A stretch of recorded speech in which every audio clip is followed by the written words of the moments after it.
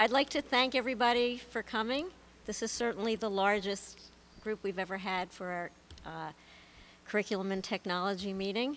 I'd like to welcome you. I know we want to get started, so Mr. Abelman is going to take over. Thank you, Ronnie. And while we're at it, being that this is a specially designed meeting of the BCTC, it's a good opportunity for us to tell you a little bit about what the BCTC organization does.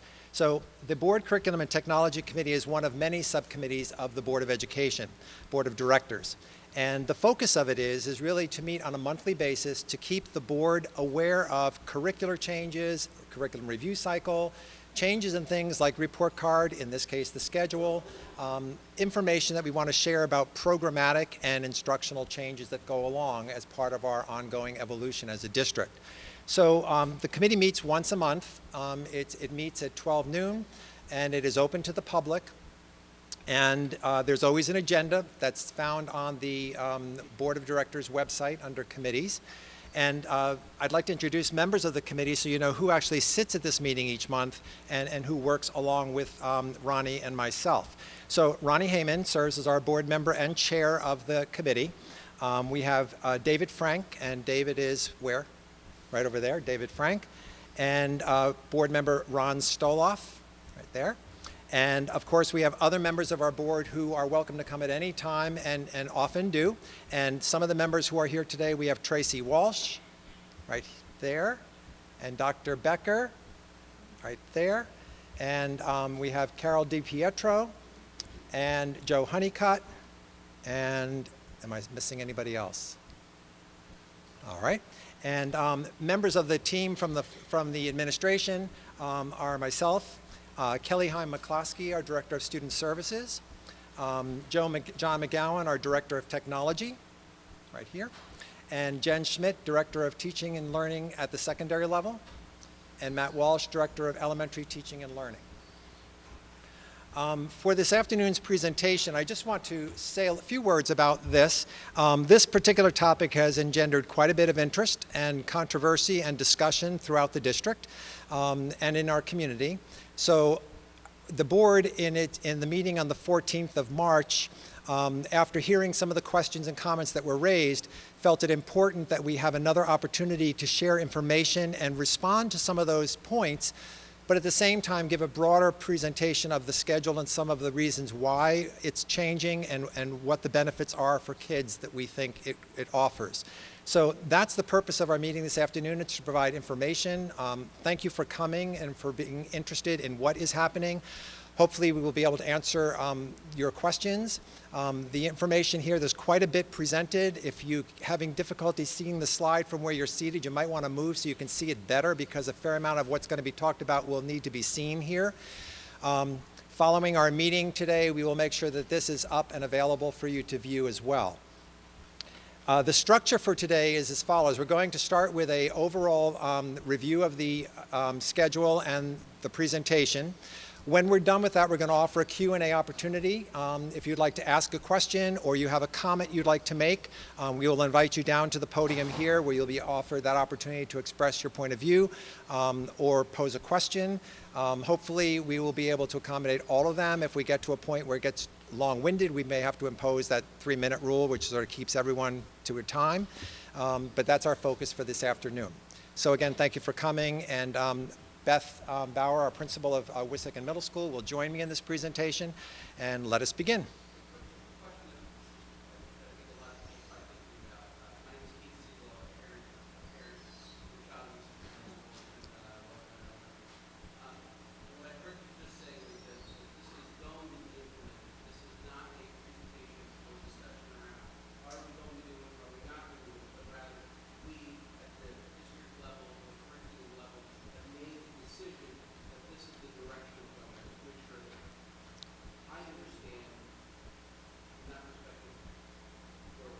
We believe the schedule should change for 16-17. The process of this schedule and its sort of evolution was still in process of being reviewed and also still being developed and tweaked. There was a faculty committee that we'll hear a little bit more about that was working on aspects of this. So to say it is in a final form, no. The plan is to have a schedule change for September, and that is the hope. Okay? So again, focus for today is on 2016-17 Wissahickon Middle School schedule. And some information, background that's important to know. The current schedule has been in place for over 10 years. And we say over 10 because we literally can go back and track it to 10 years ago. We think it's been in existence longer than that, but actually couldn't find the documentation to verify that it was. So we just said over 10 years it's been in place as it currently is. A change in the middle school schedule has been repeatedly requested over the past 6 years. Concerns have been brought forth by the faculty and heard by both previous and current administration.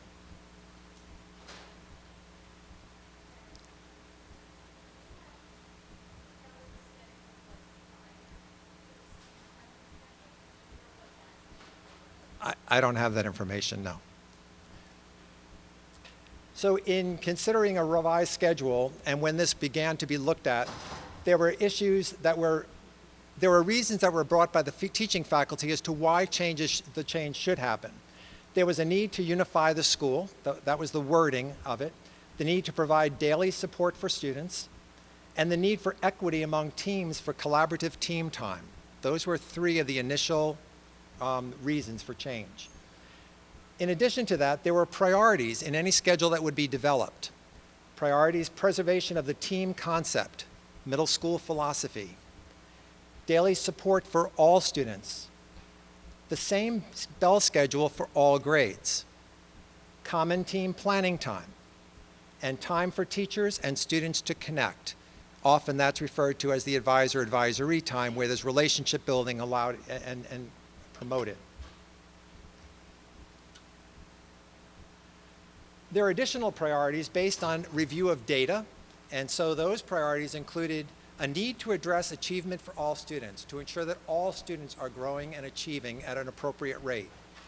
More instructional time for mathematics. Emphasis on differentiated instruction. Increased opportunities for remediation for those who need that. Increased opportunities for extension for those who needed that. A look at instructional time in all content areas and the K-12 progression. So not looking at the middle school as an institution in the middle, but looking about where our kids came from, where they are in the middle, and where they go in their progression 9 to 12.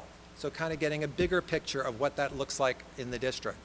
And then a need for a continuum of special education services to be offered, which was something we always need to attend to. Whatever schedule we have, we need to make sure we have a full continuum of services able to be implemented.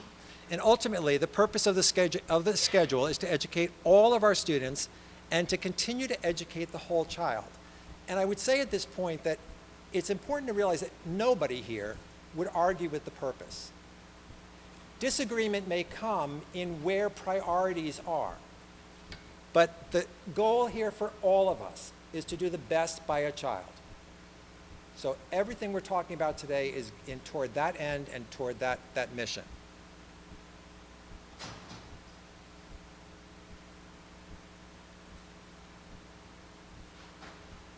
Hi, good evening. First of all, I want to thank everybody who did take time out of your schedule to come to this meeting tonight. Okay, movement toward a revised schedule. So as Gary had mentioned before, our current schedule has been in place for over 10 years. As he said, we think it's actually longer than 10 years, but we know it's at least that long. Back in 2011, when Dr. Marchese was our assistant superintendent, he actually started the conversation about a change in the middle school schedule.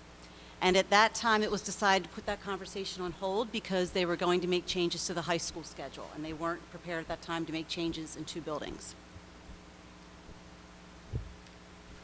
So then in 2013 and 14, the scheduling committee at the middle school was formed, and that was composed of both administrators and teachers. The committee met from October through June, and these are some of the things that the committee worked on. They established priorities for the committee. They conducted staff surveys. They did site visits to other middle schools. There were various faculty meetings, and they explored scheduling options. And then in the summer and fall of 2014, the scheduling committee continued to meet, but then they brought on Michael Reddig, who is a consultant. He's the same person that the elementary schools worked with a number of years ago when they revised their schedule. And Michael Reddig worked with the committee. They looked at the must-haves and the would-likes. And then several scheduling options were created at that time. And then this year, 2015 and 16, when I arrived, I started meeting with staff members over the summer and then throughout the fall. And many people brought up the idea of the schedule. What are we doing with the schedule? Is the schedule changing? And the recurring theme of the need for a schedule change was heard in different meetings.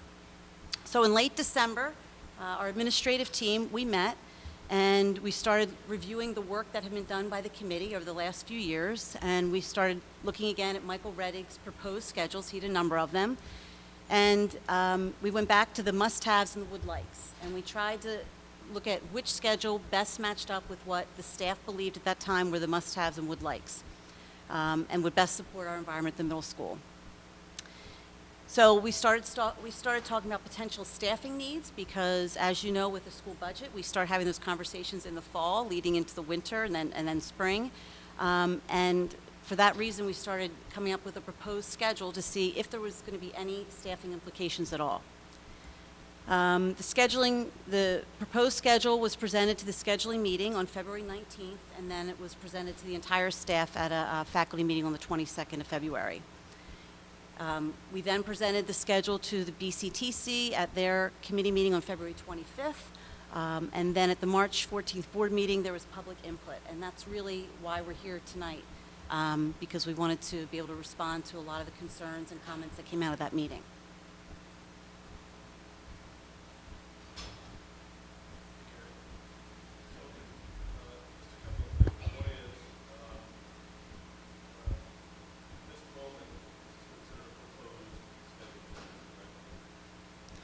I think that goes to Mr. Siegel's question. Honestly, I think our belief is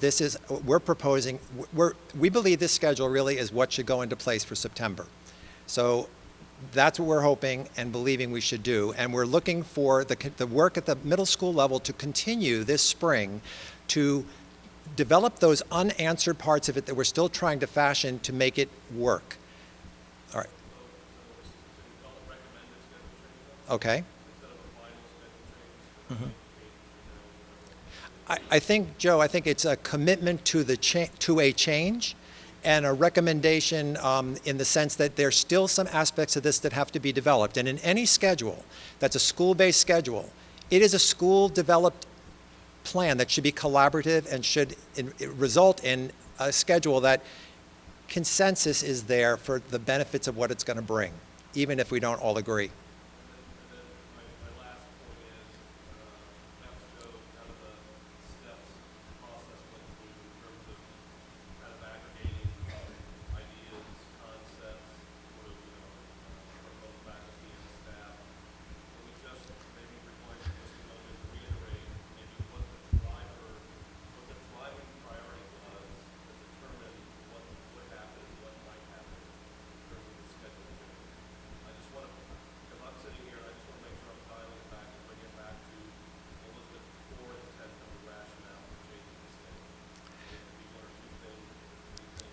I think there are multiple reasons, some of which have been presented, but we haven't presented all of them. So if we could go through and then we can summarize at the end, we'd be happy to do that. So interestingly enough, my background is middle school as well. I used to love being on our middle school scheduling committee. It was a task that I looked forward to every year. And we periodically went through a process just like this to revise a master schedule for a school. I know from experience, and I'm sure you know whether you're on a committee or not, the bottom line is a schedule is hard to do, because you're always working with a fixed length of a school day. You only have a certain amount of time, and that's what you have to work with. The second part, the economy of time, need to plan in increments of time. So right now we have a double block for language arts. It's 86 minutes. And it's not coincidental that all the other classes in the building are 43 minutes. Because you have to, when you take the 86, it's got to be 2 periods adding up, because there's got to be places where the other kids are for the 43 and the 43. If you're going to do an 80-minute block, that means you now go to 40 and 40. If you do a 74-minute block, you have to have 37, 37. The bottom line is whatever you do, if you're going to create a double block, you have no choice but to do a mathematical pattern that enables you to make that work, because kids need to be coming and going in a synchronized method so they arrive in a class when another group is leaving. So it's important to keep that in mind, because that's one of the strategies you have to consider when you're working one out. This, in creating a school schedule now with the new rule, well, they've been in place for a while, but certainly new things since I used to do that years ago, highly qualified teacher certification requirements have to be honored. You have to make sure you know what the certifications are of your staff. Our 6th grade is working on an elementary certificate. They can do any of the different areas. However, in 7th and 8th grade, they must be highly qualified for the subject matter. So you have to be thoughtful about who's teaching what and who's able to teach what. Advocacy for all competing interests. You heard them at the March 14th meeting, or you may have heard them in conversation since. Everybody will advocate for their own. And there's nothing wrong with that. It's what you want.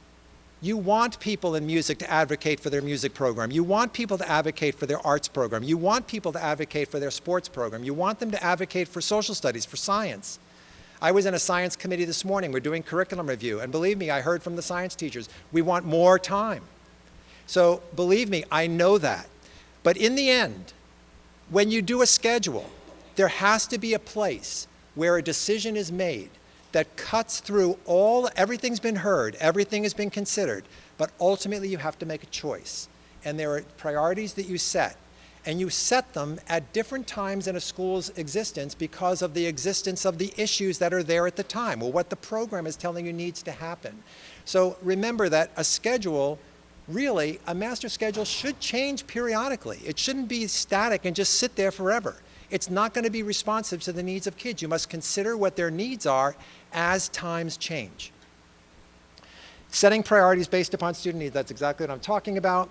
And in the end, you're designing the best schedule you can get, but it will never be perfect, ever. You can only keep getting stronger, more of the what you want than what you need.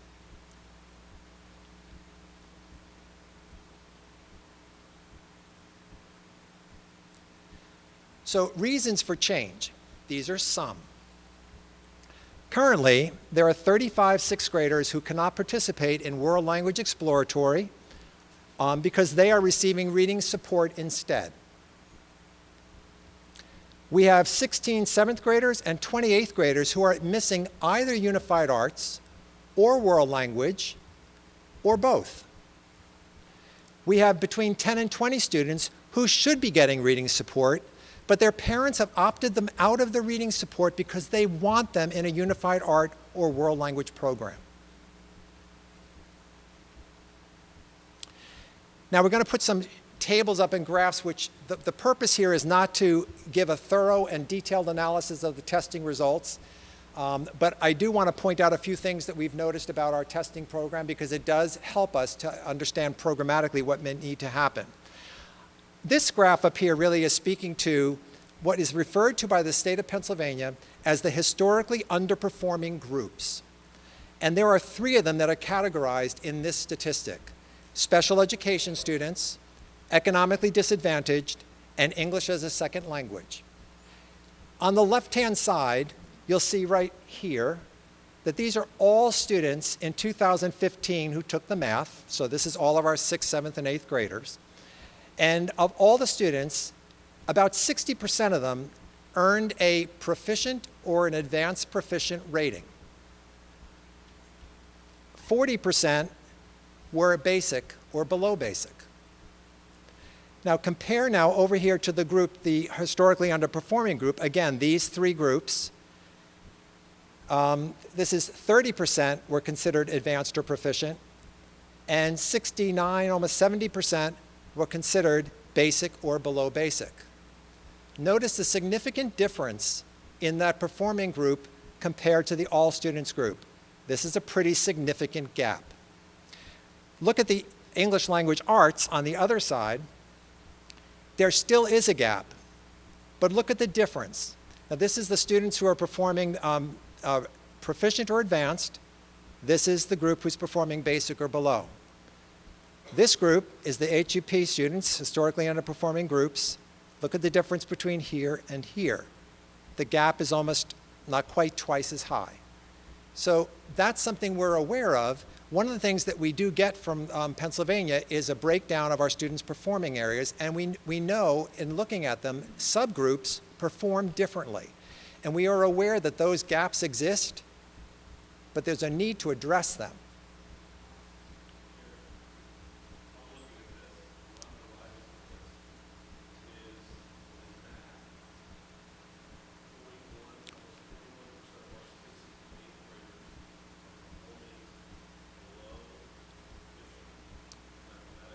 That's correct.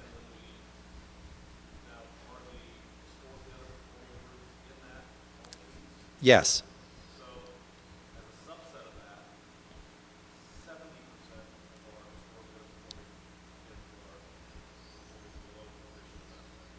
Yes.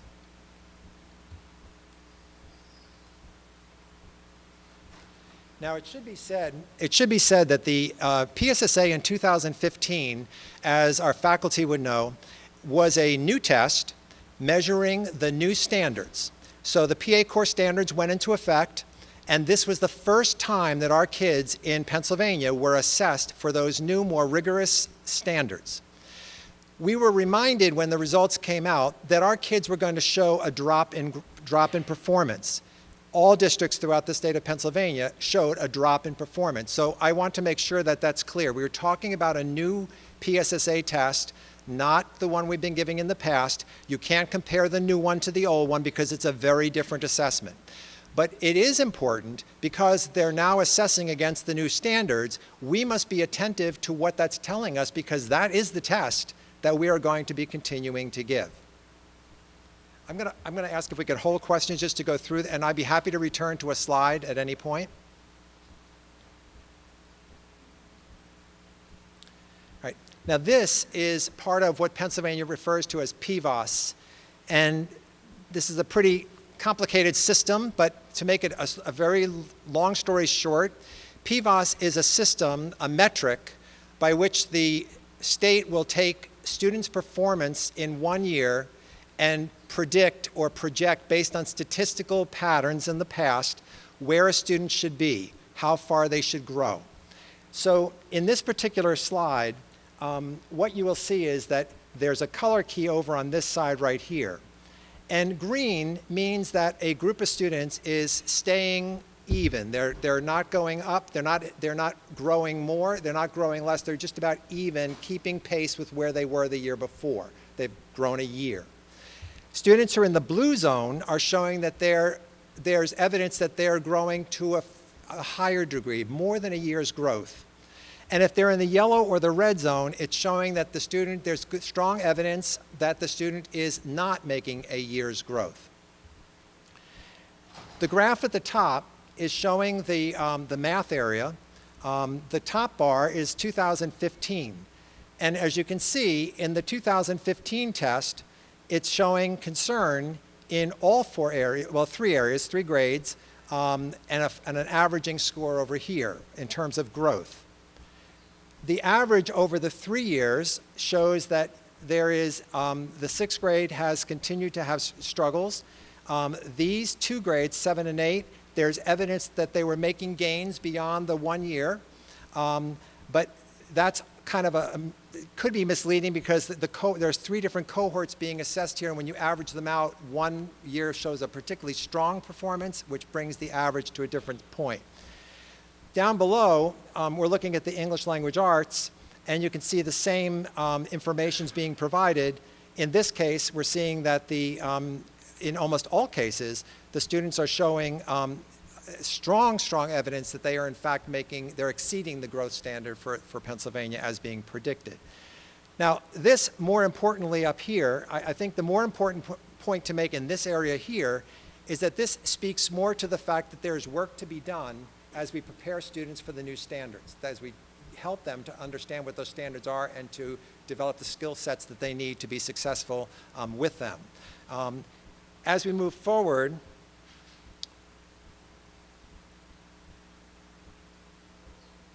maybe. Okay, this one shows us where students are in the performance bands and then what growth looks like for students in that band as a group, as a cohort. So this is grades 6, let's see, we have English language arts on the right, we have math on the left. And basically, if you are in the green zone, that says that basically the group met the standard for PA for that year. If they're in the blue zone, it shows that they've likely exceeded the standard. And if they're in the pink zone, it suggests that the group did not meet the standard of growth for that year. If we look here in math, this is the proficient category. This is the advanced category. This information is telling us that the students in the proficient and advanced band are not showing the growth that's expected. That the green zone would tell us that they're making a year's growth. This means that although they're performing in the proficient or advanced area, their growth is not making a full year's growth. It's actually showing less than that. Again, that's for the cohort as a group. On the other side, if we look at the English language arts, you can see that generally speaking, the groups are either meeting the standard or exceeding the standard, except for this one group here in grade 7 for the 1 year. Again, there's a difference you can see in all 3 slides for both math and English language arts. So the question is, what's important about that information?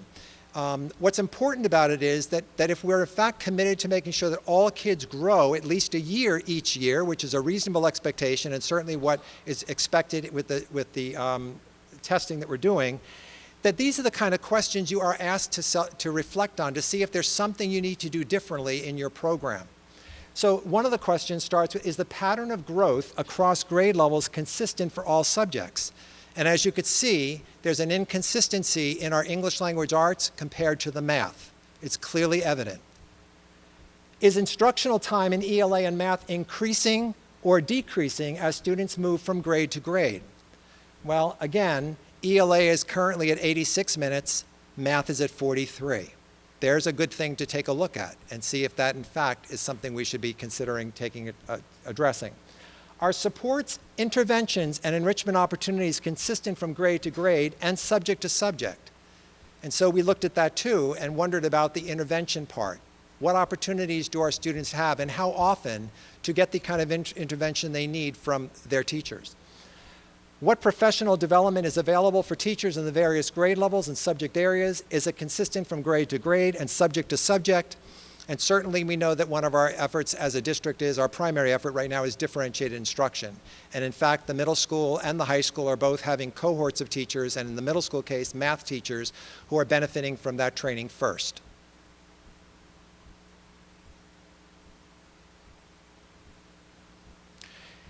So when the concept of math was being talked about and comments were made at the board and subsequent, there had been conversations with parents and faculty and administration, the comment was made like, oh my gosh, how can my kid do 80 minutes of math? That would be torture. So I do think that it's important to say that in the area of math, that we would not be expecting an 80-minute math class where students were seated in their seats, all facing front, and sitting and listening to the teacher lecture for 80 minutes. Certainly not. We're looking for an active learning environment where, in fact, there's opportunity for whole group mini lessons. We're looking for opportunities for independent work. We're looking for paired work. We're looking for small group work. We're looking for remediation. We're looking for collaboration. We're looking for presentation. We're looking for an environment where kids get a chance to really develop conceptual understandings and troubleshoot and work with problems and get into that productive struggle where they have to kind of figure it out and develop a math understanding that's far deeper, far richer than what we currently are able to offer.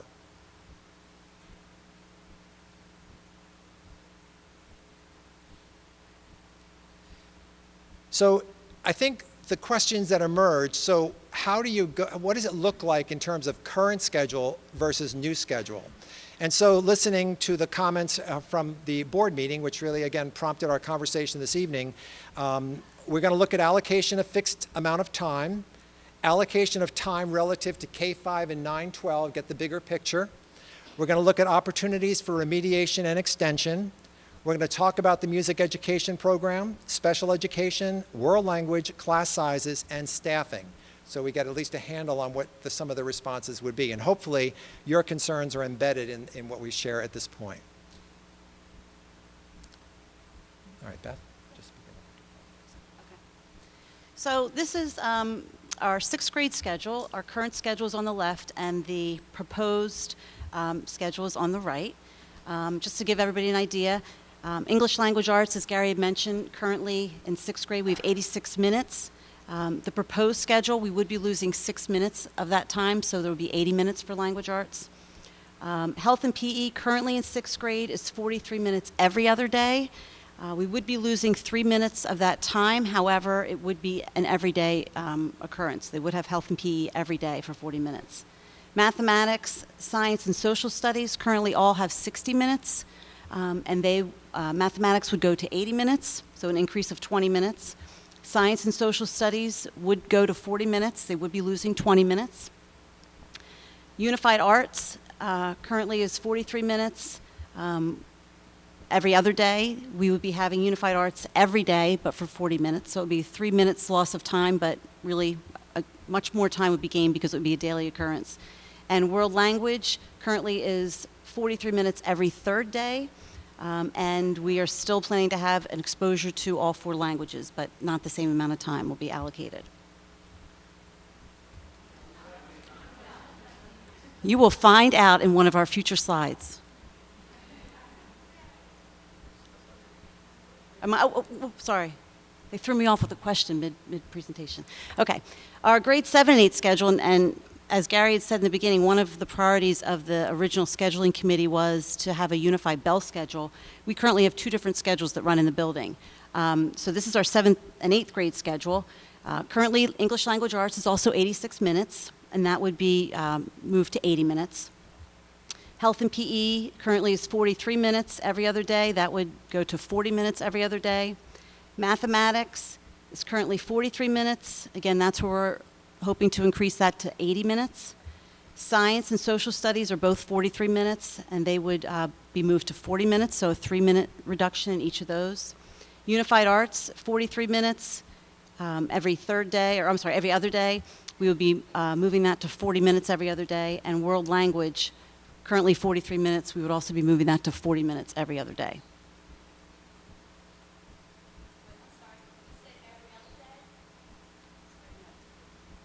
Sorry, every day. That must be my world language teacher. Thanks, Carol. Every day. So, as Gary mentioned, we took a look at the progression from elementary to middle and then to high school to see what the allocation of time was for each of our subject areas. And I'm not going to read through all of this for you. You can kind of look at this yourself, but I did want to maybe highlight 2 or 3 areas. So, since we're talking a lot about math, we're going to look at math. Currently, at the elementary level, 75 minutes is allocated for math every day, and that's for kindergarten through 5th grade. And I have to be honest with you, I was a principal at the elementary level when we moved up to 75 minutes in math, and I remember at that time parents of kindergarten students and 1st graders saying, how is my kindergartner or 1st grader going to be able to do math for 75 minutes? And as Gary mentioned, math looks very different during that 75 minutes than probably most of us are used to. In 6th through 8, again, 6th grade currently has 60 minutes allocated for math, and then in 7th and 8th, it goes down to 43. And then when they come across the street to the high school, they have 58 minutes 4 out of 6 days on the cycle, and then 80 minutes 2 out of 6 days on the cycle for math. With the proposed schedule, elementary level would stay the same at 75 minutes. The middle school level would now be 80 minutes, and then the high school would remain the same at 58 minutes 4 days out of the week, or out of the cycle rather, and 80 minutes 2 days out of the cycle. And then if we want to take a look at science, currently at the elementary level, it shows 45 minutes for half the year, and really the reason that's written that way is because at the elementary level, they do have 45 minutes, but it's either science or social studies. It's not both on any one day. So typically at the elementary level, what teachers do is they will teach an entire social studies unit, which might last 4 to 6 weeks, and then they'll do an entire science unit. But as you look at that over the course of a year, it ends up being 45 minutes daily for half the year. And then when they come over to the middle school for 6th grade, there's 60 minutes allotted for science. In 7th and 8th grade, it goes down to 43 minutes for science. And then at the high school, 9 through 12, it's again 58 minutes 4 out of 6 days and 80 minutes 2 out of 6 days. Our proposed schedule, K to 5 is going to stay the same, so 45 minutes for really half the year. We're proposing 40 minutes all year, so that will be every day. So really we're looking at students when they come from elementary level, we're really doubling the amount of science instruction they're getting, almost doubling. And then again at 9 through 12, the 58 minutes and the 80 minutes. And the same would hold true for social studies for the same reason as science, because they aren't teaching both subjects every day. They're teaching an entire unit and then they're flip-flopping. So it would be the same kind of comparison.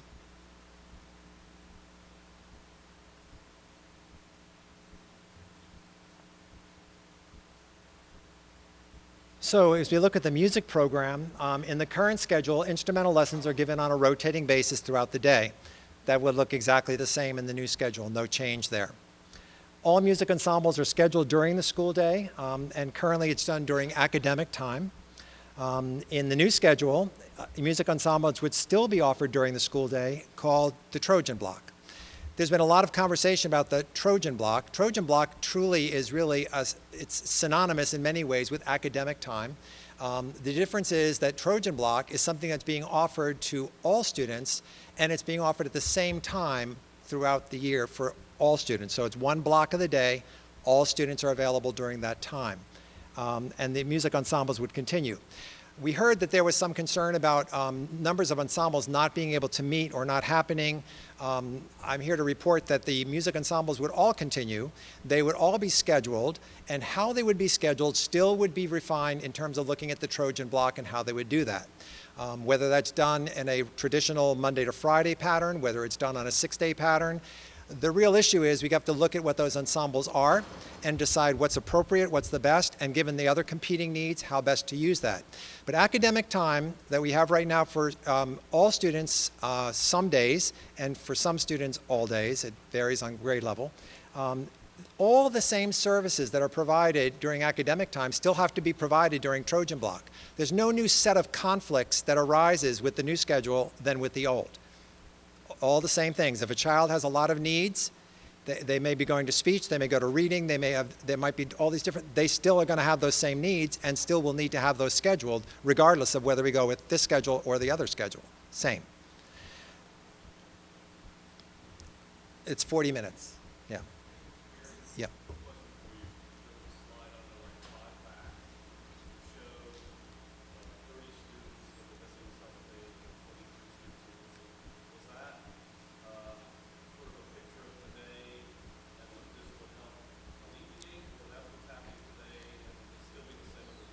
Thank you for asking. This schedule would eliminate that issue that we have right now, that students would not be precluded from participation in their unified arts or their world language because of a service that they need.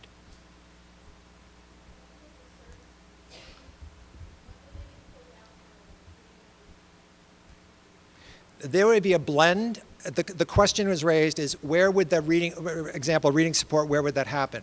Reading support would be delivered in a sort of a two ways, I mean multiple ways, but one of the key differences is that there'd be a push-in model where some of that support would be provided right in the classroom during the academic time, not as a pull-out during Trojan Block. For some, they would be getting it during that time, Trojan Block. For some students whose needs could be met within the classroom in a push-in model, it would be delivered that way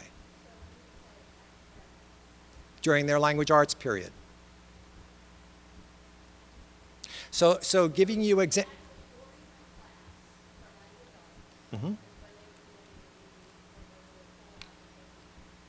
No. Some students would get their service provided during the in-class model, depending upon the need that they have and the kind of support they need. They might get it in the classroom.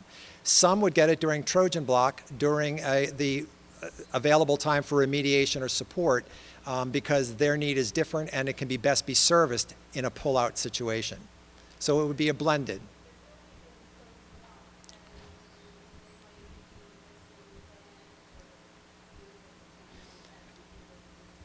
right now, we try to use time in a way that doesn't preclude students' involvement or participation.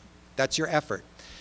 Sometimes there are unique circumstances that present themselves, and whether it's this schedule or another one, that you have to look at alternative ways of doing that. But the goal here is to not preclude kids from missing those kind of activities that they want to be involved in and look forward to being involved in. And I should say as well that in anything like this, when you have a period, which all middle schools have, if you go to any schedule on the internet and you look at a schedule daily, there's a common time, there's a Trojan time, some time that goes for this. And you can't always meet every child's needs if they have lots of activities. You might have a child who's really loving music. They want to be in the chorus, the select chorus, the wind ensemble, they want to be in the drum line. Whatever the program is, there's only so many things you can afford. The question is, at what point do you say, this is a priority, let's go for some of your music and get some of the reading here and try to build a blended schedule that enables as many things to be met. But that's truly, Tracy, that's truly a challenge for any schedule, to figure out how do we give the kids what they need, what they want, and what they should have in some kind of balance within a fixed day pattern.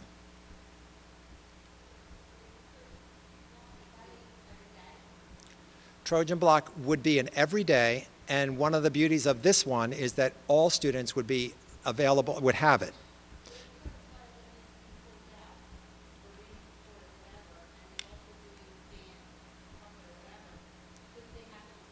Yes. Yes, like when you have a Trojan Block time, every day is usually a different thing. It might be one day of music ensemble. You might go to reading support 2 days if you're being used during that time. And again, I want to be very careful. We're talking a lot about reading support as an example, but we're not talking about reading support for lots of kids going all out during Trojan Block and not being available for anything else. We're talking about on certain days for certain needs and competing with other things that also they would have in their schedule. And then the third one, the music classes that students currently are taught at the middle school, there's no change. The curriculum's still the same, program's still the same. Kids would still get the music that they currently are having.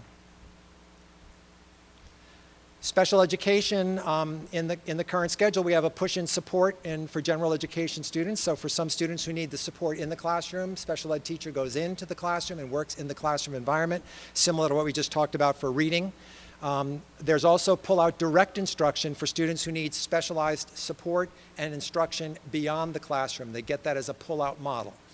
In the new model, we would also make sure that we have opportunities for students who are in the general education classroom for push-in would have an additional option of being pulled out for additional direct teaching to support their learning where that was needed.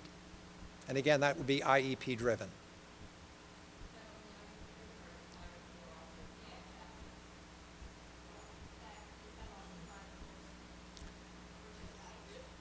Well, IEP driven would be for what I'm talking about here. If the student has an accommodation, needs something in terms of the 504, we have to honor what the 504 has in the accommodation. So if it's dictating a certain kind of support, we would be providing that kind of support.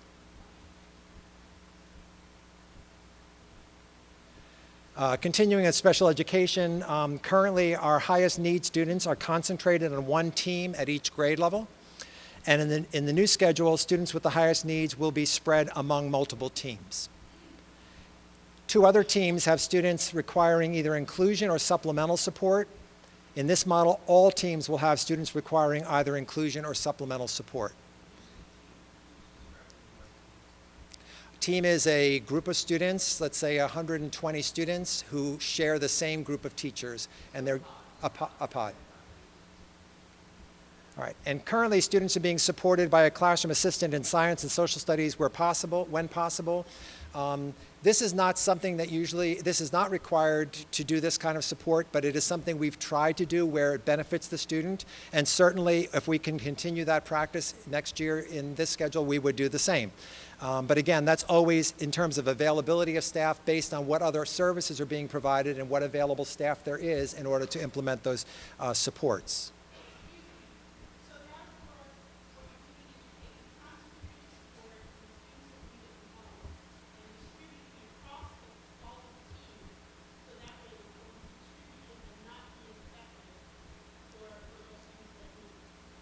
Well, I think clearly that our response, we could never agree to a statement that said it wouldn't be as effective, otherwise we wouldn't be proposing it.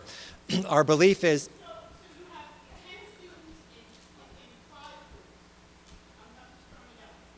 With 10 students, you have 5 groups. Instead of taking those 10 students and putting them in 2 groups, and having all the support go there, you're going to put 10 students, 2 in each group, and then split that support across 5 groups.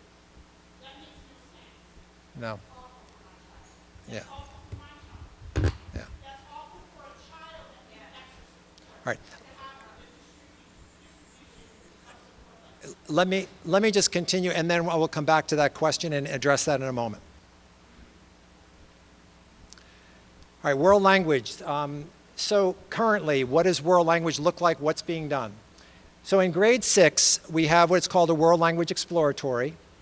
And over the course of the school year, they meet, that child has a world language exploratory class once every 3 days. That equates to 10 hours of French over the course of the year, 10 hours of German, 10 hours of Japanese, and 10 hours of Spanish. In the 7th grade, the students take their first half of level 1, which is considered the high school course, level 1 freshman year.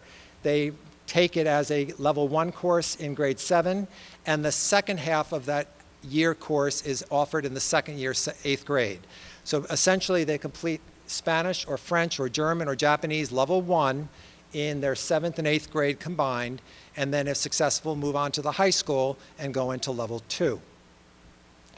In the 6th grade exposure, or exploratory here, we change the word exposure there because there is a difference, there's a drop in time.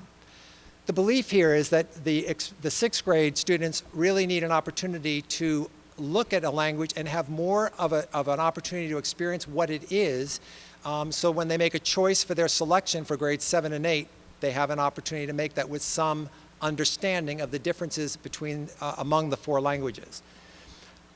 Our belief is that this can be accomplished in a less amount of time, and so it's being suggested that we reduce it to 4 to 6 sessions for each of the 4 languages in the 3rd and 4th quarter, where the decision is made about which language to take for grades 7 or 8.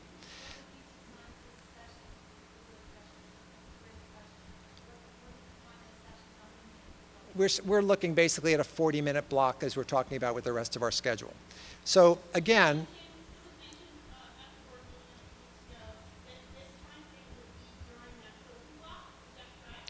that is not correct. That is not correct. We're considering where to place it. It's not finalized. That's another option of where to place it. It could be. So that would take away from band, music, if given talented, it would take away from student support or anything else. Well, In full 6th graders, that's one more thing to add to the mix that our kids in the mix. well, well, yes. If you put something extra in, it might mean that they're in another thing that they couldn't do something else, whatever that is.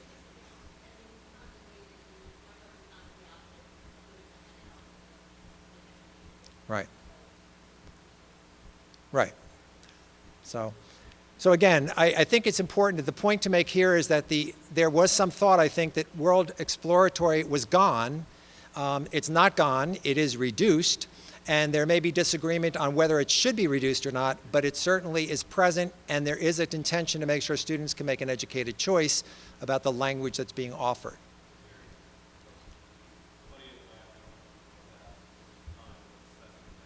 Yes. Yes.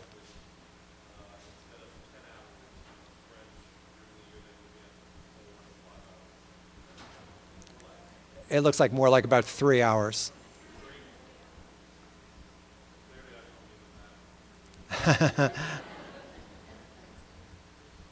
Carol?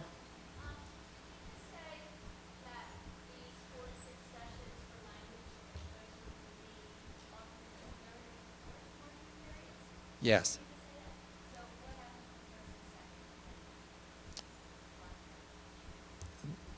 Whatever else we're offering. I mean, I can't answer the question because where it's positioned at this point, we're not definitive. So what would be happening in the other time is hard to answer. If it was in the Trojan Block, as an example, what would happen in the first part of the year is the student would have more options for different things to be involved in. In the second half of the year, there might be more doing that. If this is placed in the Unified Arts area or during that block of time, then they would be doing something different during the other half of the year. So I think it depends on where it goes, and the answer about where it's going at this moment is not finalized. Joanne?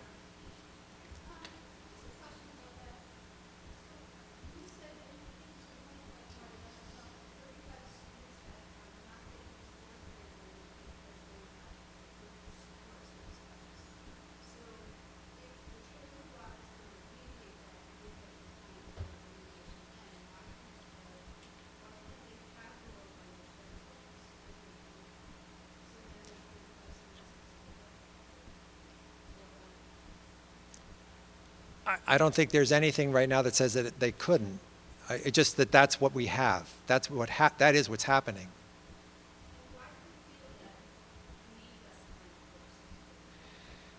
Well, we can get into a debate here, and I don't want to get into a debate, but I do want to point out that the belief here is that the primary purpose of the sixth grade experience is to give exposure and give them an awareness of what the 4 different language choices are. This is not a time when students are building their fluency. They're not acquiring the language. They may have exposure, introduction to it, but the language development really begins in grade 7. And in grade 6, the opportunity is to become more knowledgeable and familiar with what the options are and make a choice as to what those are. So I think we could debate whether or not we should have more time like it is now or less time, but that's what the recommendation is.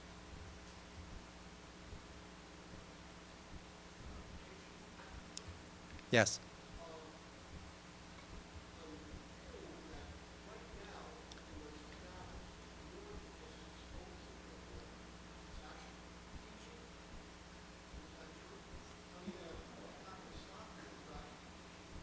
Well, absolutely.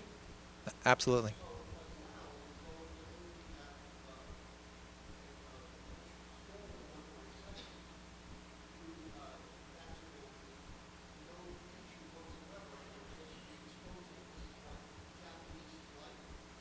Well, I think my response to that would be whenever a teacher is with a group of students, instruction is happening. So the question is how much instruction and to what goal is your expectation? What is the purpose of the instruction and what are we trying to accomplish? If I was a world language teacher, I would say I want more time and I'd like to do all the wonderful things that we can do to enrich them in that experience. But if I'm looking at the overall picture of everything, I'm saying there are other competing interests that we can use that time for other purposes and still accomplish the goal of allowing a student to have some experience and exposure and making a reasonable choice beyond, I like Spanish because that's what I hear my brother took.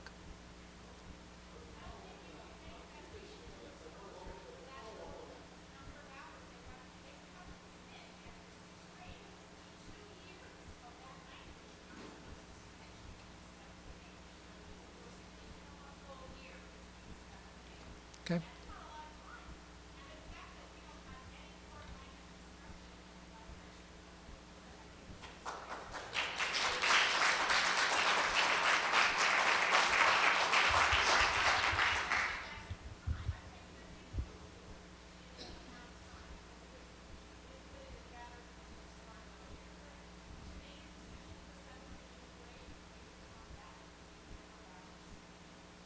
Okay.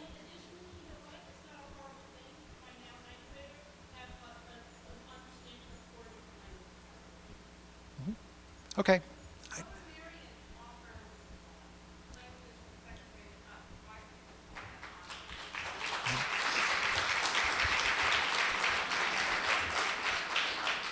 Okay, and as I said, there obviously is disagreement on the perspective, and I respect that. I'm going to continue, and we can come back to questions at the end.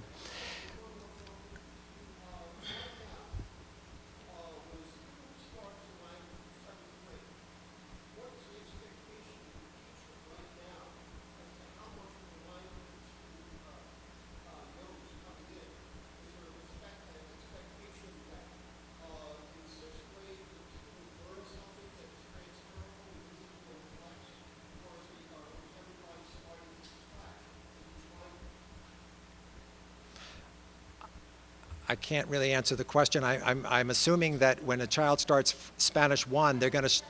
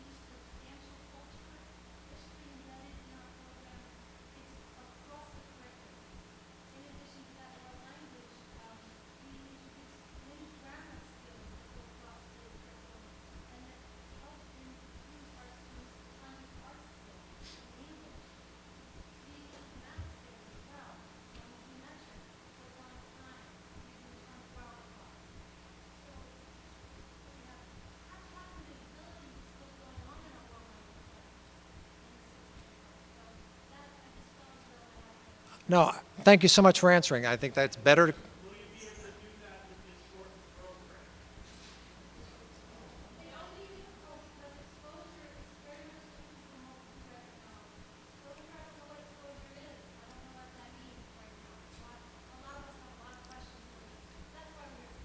Okay.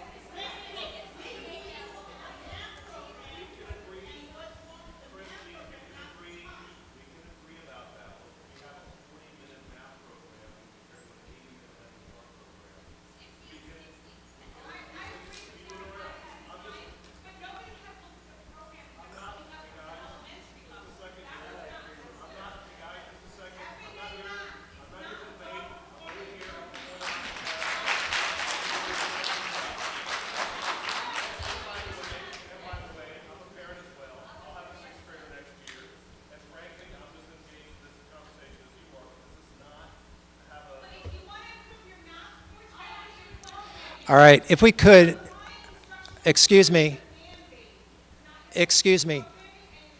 Look, in all due respect, we're having.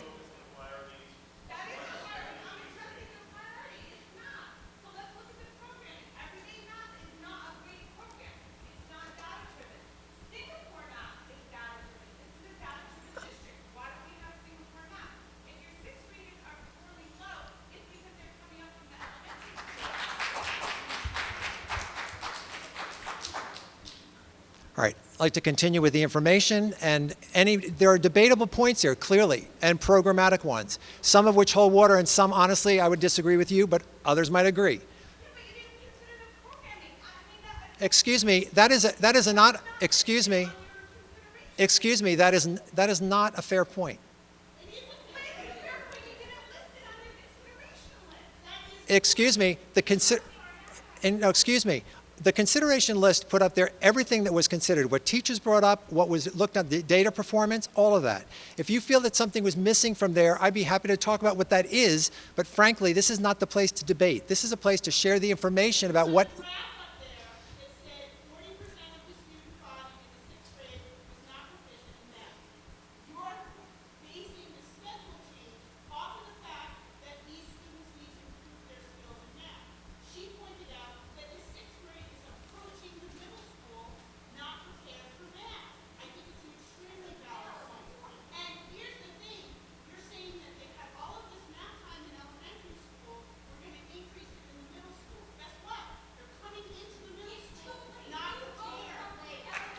No.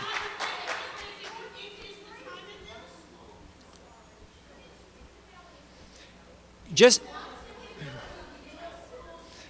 look, the point has to be made with the testing. Look, There is definitely a need there's definitely a need in math. The math teachers, they see it, they understand that that is an area that needs to be improved in terms of time offered. There needs to be work to be done there. So whether there's debate about this program, that program, where the issue is, look, it's all part of a community. It's shared along the whole grade continuum. These are all of our kids. They all end up leaving us at grade 12. We contribute to that development along the way. Certain places at certain times we need to do beefing up and strengthening.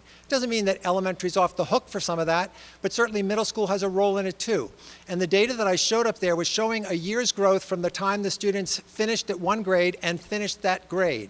So what the data that was showing there for grades 6, 7, and 8 was 6, 7, and 8 own data. And even if that's built off, whatever the foundation is it's built upon, it's showing the growth from that point to that point. Correct, but if you don't have a solid foundation, you can't grow.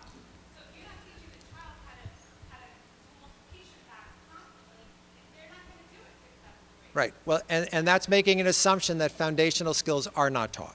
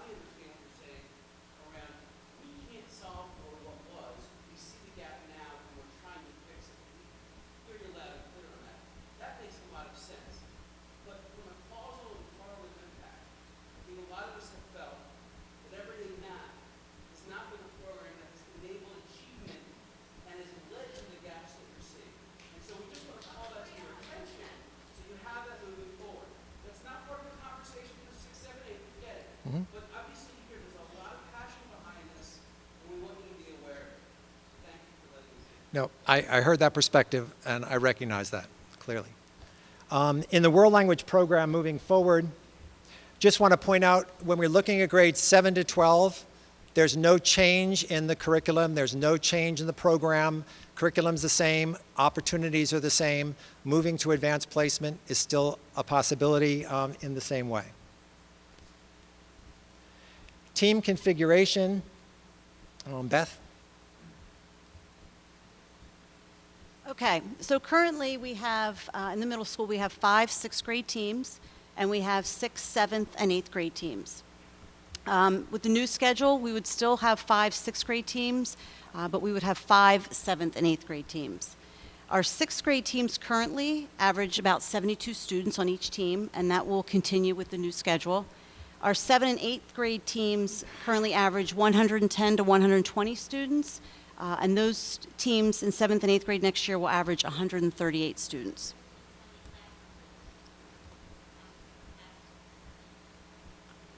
How many? Next slide. Class sizes are on next slide. How many classes within those teams? Correct. So basically what's happening is we're moving from having 6 7th and 8th grade teams that have 5 members on a team, Mrs. DeGregorio, you help me out, to 5 teams that have 6 members on a team, because we're doubling our math instruction. So we'll have 2 math teachers on every team, along with 2 ELA teachers, along with science and social studies teachers. So it'll be 6-member teams. All of what other teachers?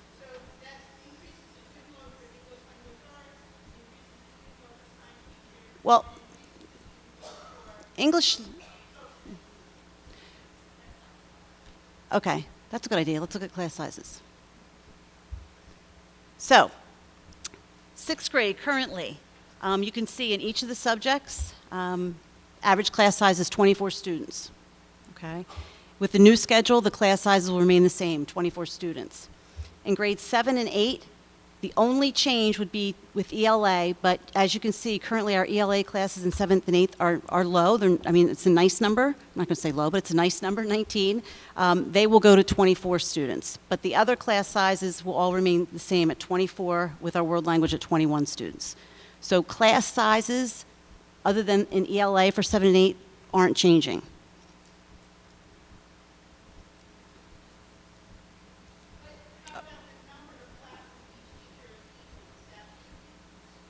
Yes.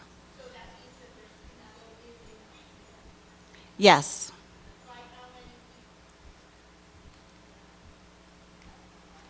From 110 to 120 students on a team to 138. So if I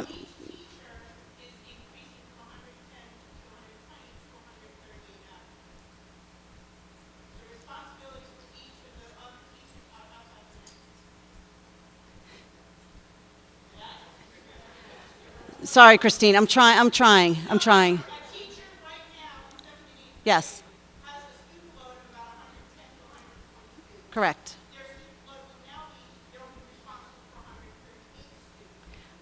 For science and social studies, yes. For English language arts and math, no, because they have half that number, because they teach a double block. So they have they would have 69. What, I'm sorry, what was the question?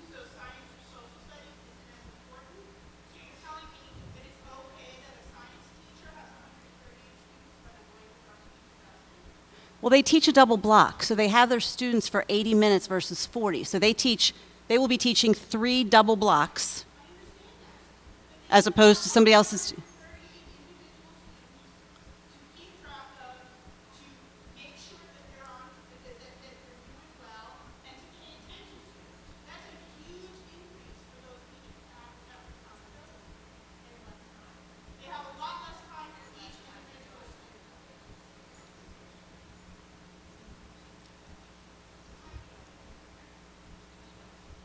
Did somebody else have a question? Sorry, go ahead.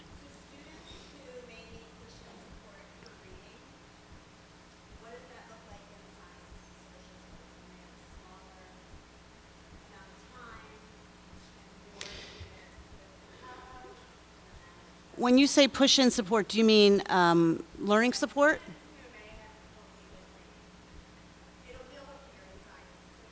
Mm-hmm. Well, we're hoping that currently classroom assistants do push in to most of our science and social studies classes, and we're hoping that that's going to continue for next year. Our plan is to continue that for next year because it is additional help for any students that need it.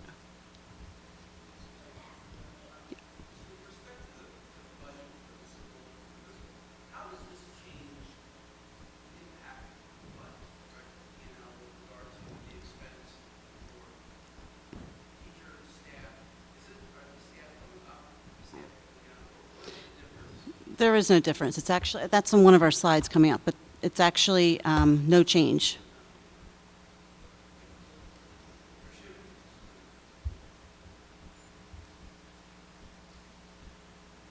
Okay, so looking at the opportunities that new schedule presents in comparison to the current schedule, currently some students who need support in reading are excluded from Unified Arts and World Language.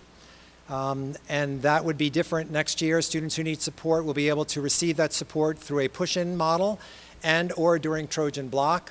That will enable them to participate in the middle school Unified Arts and World Language program. Math teachers report that they are unable to adequately teach the curriculum due to time constraints.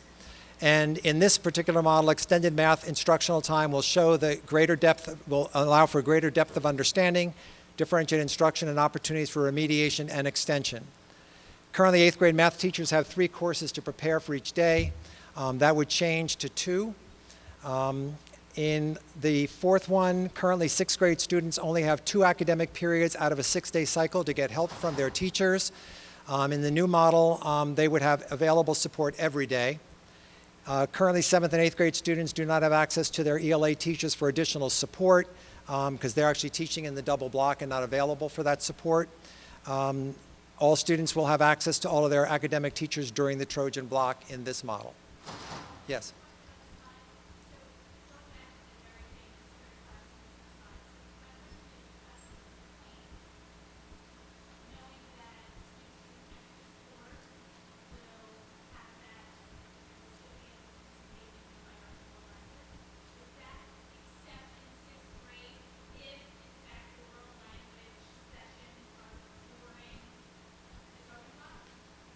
No, we believe that we will be able to deliver the reading support through a model of either push-in or pull-out, depending upon the student need, and still allow the student to participate in those other classes. That's one of the priorities of the schedule.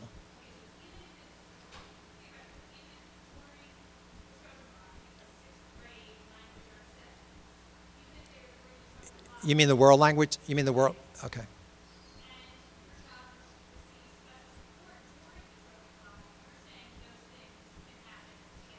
That would be our goal. Well, again, no. I said from the outset that there were pieces to the schedule that still required teacher and administrative work at the school level. And so there's some of the answers I can't give you because I don't know what the work of that committee would yield. But it's important to say that the effort is certainly to do that. And we believe that this direction would offer much more opportunity for this to happen than certainly we have right now. Yep. Can I just get through and then we'll come back to the questions? Is it on this slide maybe? Okay.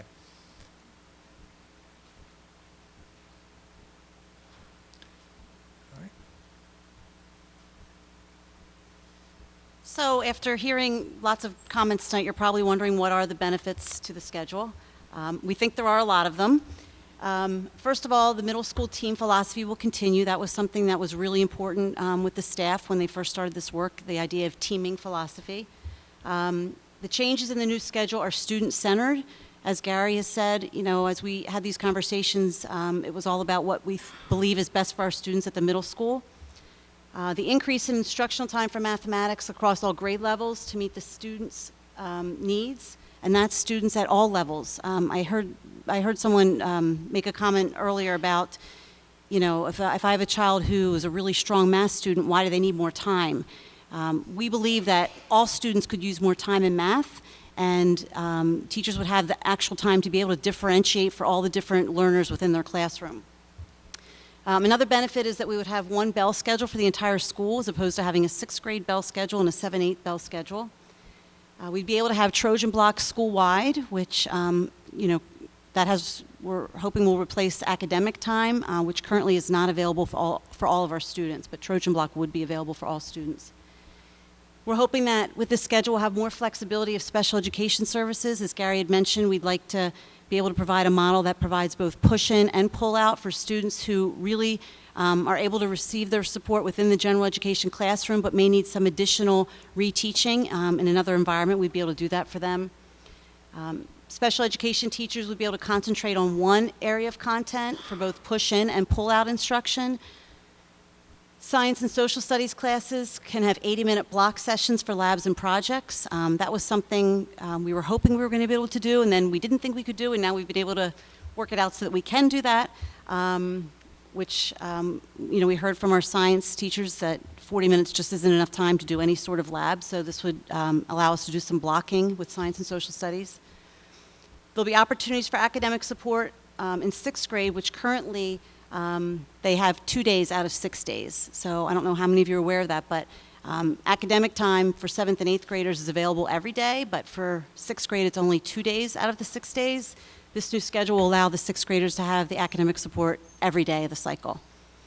The new schedule will allow daily team time for 6th grade teachers on an everyday basis. Again, currently 6th grade only has 4 days of team time, not 2, 4 days of team time out of 6, whereas 7th and 8th grade teachers have team time every day. This new schedule will allow our 6th grade teachers to have team time every day as well, which we've heard has been very valuable at the time. And then finally, the new schedule will allow opportunities for vertical content planning for 7th and 8th grade teachers, which is something that they don't have a lot of time to do right now, but with the new schedule, you know, science, social studies teachers across 7th and 8th grade can have some of those conversations with the way the new schedule will look.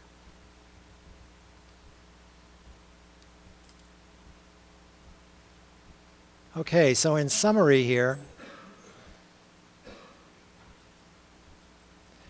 we believe the schedule offers increased opportunities to differentiate instruction and provide time where remediation extension can happen both within a class and beyond the class through Trojan Block. We believe that the schedule does address all students' needs, those needing more support, those needing extension at both ends of the spectrum. It is cost neutral in the fact that for 16-17, it is the same number of teachers, though their responsibilities may change subject matter. It is the same number of teachers in the teaching from one year to the next. And we believe it allows us to respond to a need in the area of math to improve student understanding and to build their math skills in the way they should. And so that kind of gives you all the information we had to share today. There are questions we're going to take now, and we'll be sure to get to everyone.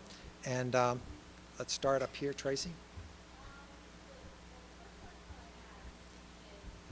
Tracy, you know what? Could we just ask that if you want to, let's have people come to the mic and speak so everyone can hear, because it's also being recorded and want to make sure that information is heard. All right, so the first question that I have is on that last slide, you mentioned about the science and social studies classes having the 80-minute block sessions for labs and projects. Is that kind of like still in the works because it wasn't anywhere else in any of the slides? The blocking, we put that in that slide because we realized in another way that we could look at staffing, we figured we could still embrace that double block if we patterned things in a particular way. So that became a new option, and we heard that concern and figured what could we do to address that, and we felt that was a way we could do it with the double block option. So where would it be? Like, how often would they happen?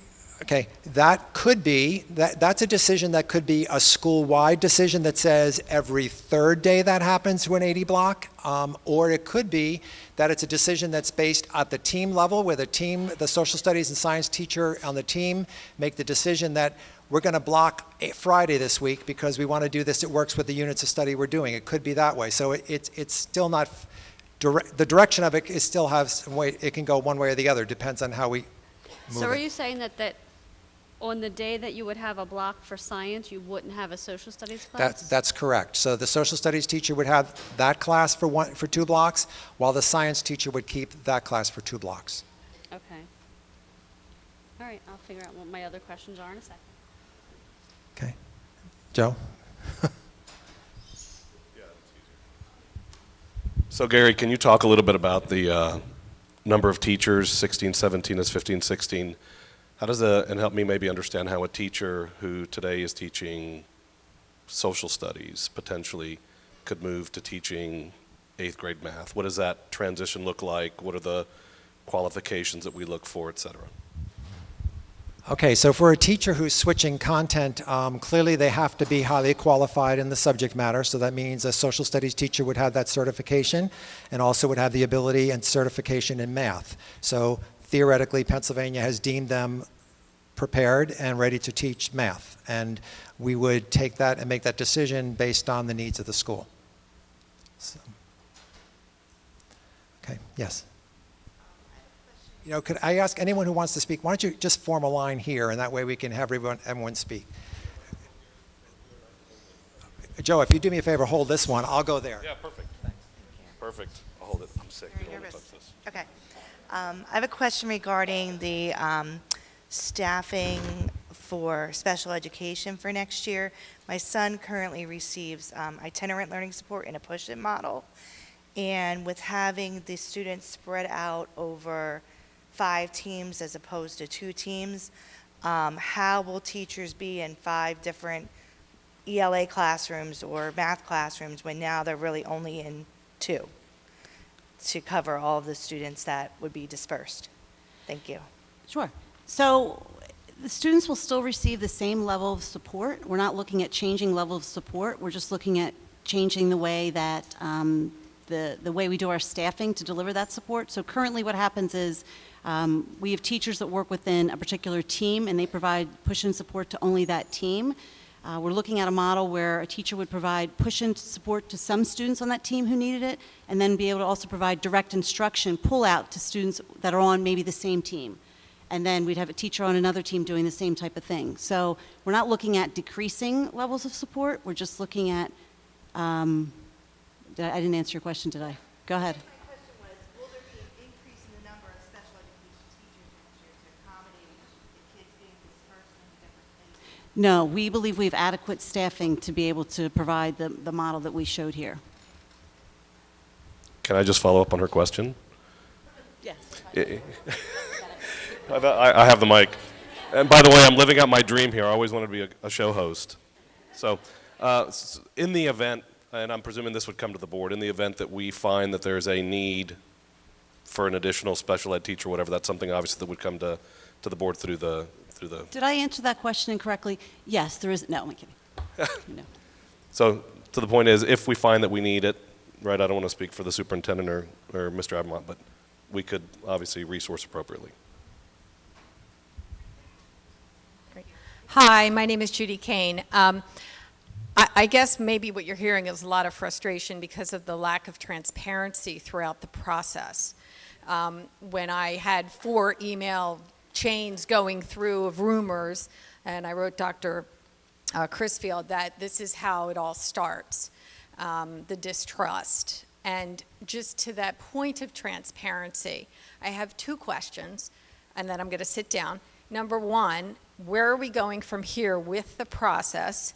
Are we involved at all? Are we not involved? Are we told what the end game is? So what goes on from here to decision point? And secondly, I would love to see some of the native comments and notes from teachers during the process, and where would I find that data?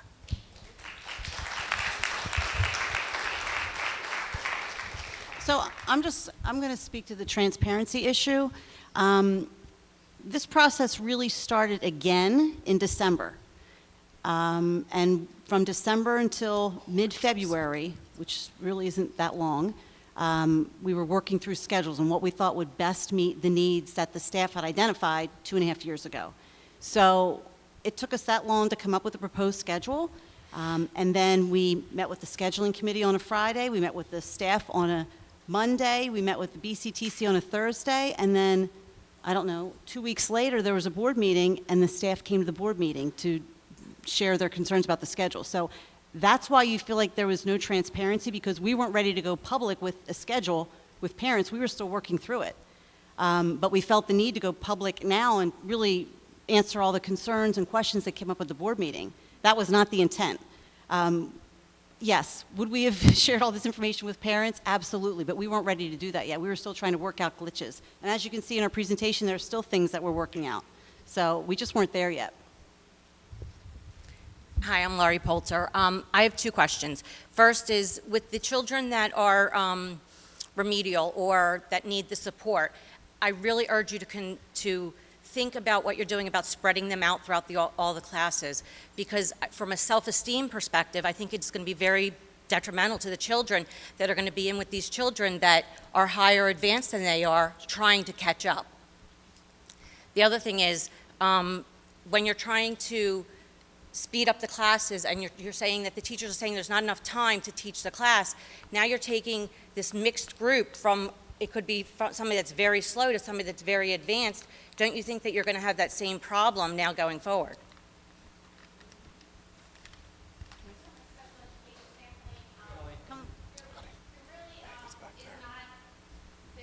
Distribution of students is not going to change what we currently do it. What's going to change is that we're not going to have one team who has all the special needs students in a direct instruction class on that team, and 2 other teams who have all the push-in.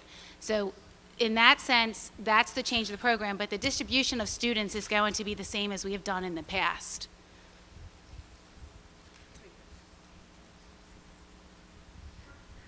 Hi, I'm Tara Grafe. I just have a question. I don't think I saw it anywhere in the slides. What time of day is the Trojan Block going to be, and will it be the same for all the grades 6th, 7th, and 8th?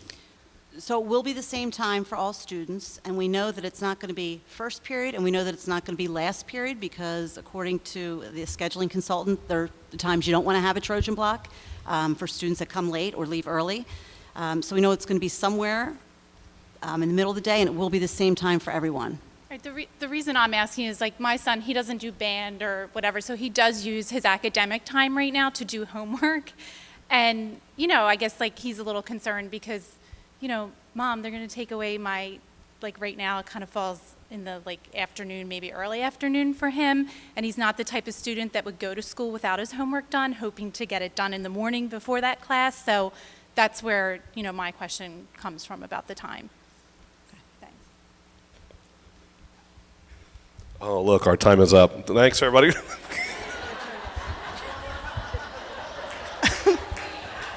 Thanks, everybody, for coming. Freshmen out front. Christine De Laurentiis. I have 2 points. Well, one is longer, but the first one is, a few months ago, there was a wonderful presentation for the board showing off the middle school's Makerspace.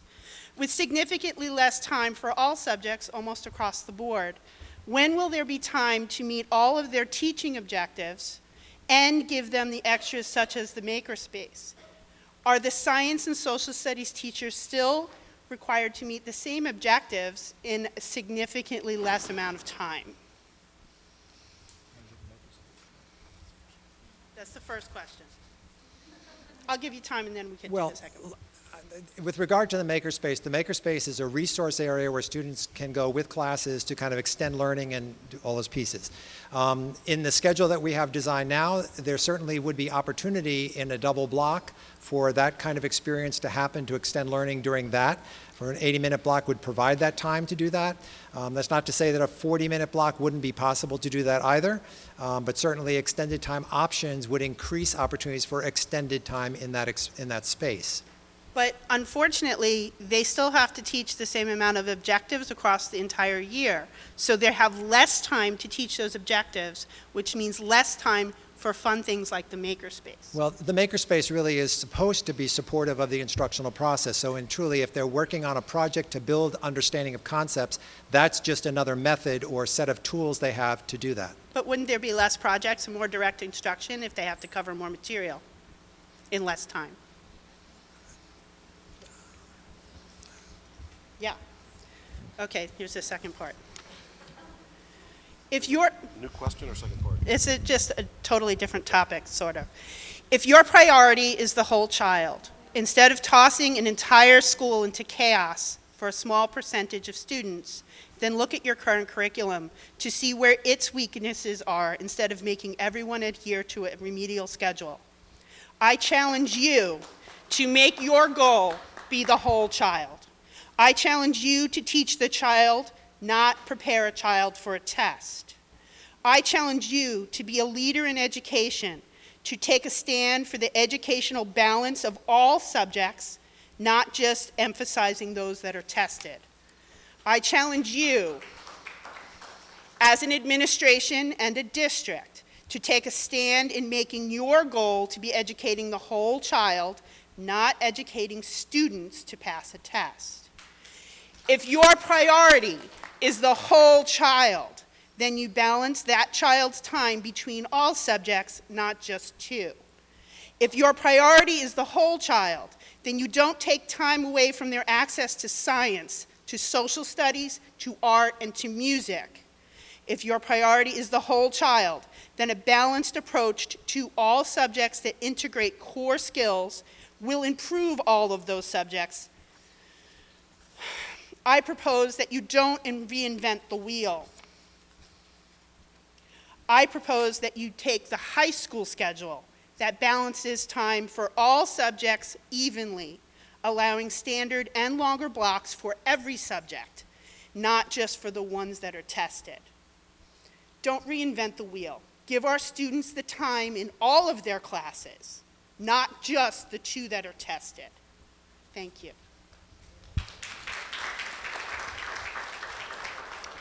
Well, my question's not that long. I have a question about the timing. I'm Heather Ford. About the timing, the allotment of time, and while I appreciate that it is very complicated to set out a schedule, and you have to have them in equal increments, 40 minutes, 80 minutes, I'm concerned about the doubling of time.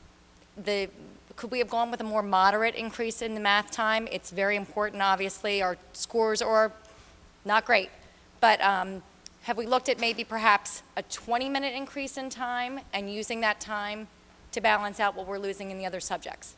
Well, I think that sounds like a good model, a good thing to look at, but the problem we find with that is that when you go to do the rest of the schedule, if you don't have it in multiples that fit within whatever that extended time is. So in this case, if we went with 60 minutes, to make the schedule work with kids being in another class and then it changing at the appropriate time, you'd have 30-minute classes instead of the 40 with an 80 block. So you kind of have to consider. I appreciate that. Oh, yeah, absolutely. Could I just ask about that? Because you talked about doing a block perhaps with social studies and science then getting together.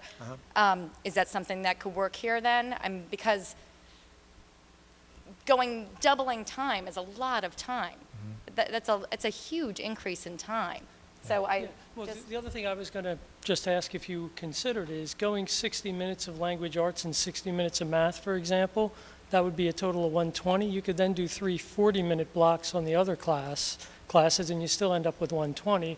You can, again, different, if you have those meeting at one place and the others meeting at another, there may be ways to do this. Right. I would add that models of those kinds have been looked at, and for various reasons may not have gone forward. We certainly can look to that again, but we have looked at models where those kind of things have been tried, and you do have to look at it in terms of the whole picture, how everything else is affected. It's not as easy as it sounds, but I appreciate the suggestion. Gary, is it possible, there was a slide up there that showed, I can't remember what it was, but it showed the time and the classes. For all K to 12? I think is the one. Is there a way that we can see that maybe if there were a hypothetical 60, 120 schedule? You know what I mean? Just to visualize what it might look like. You get lots of questions. I do.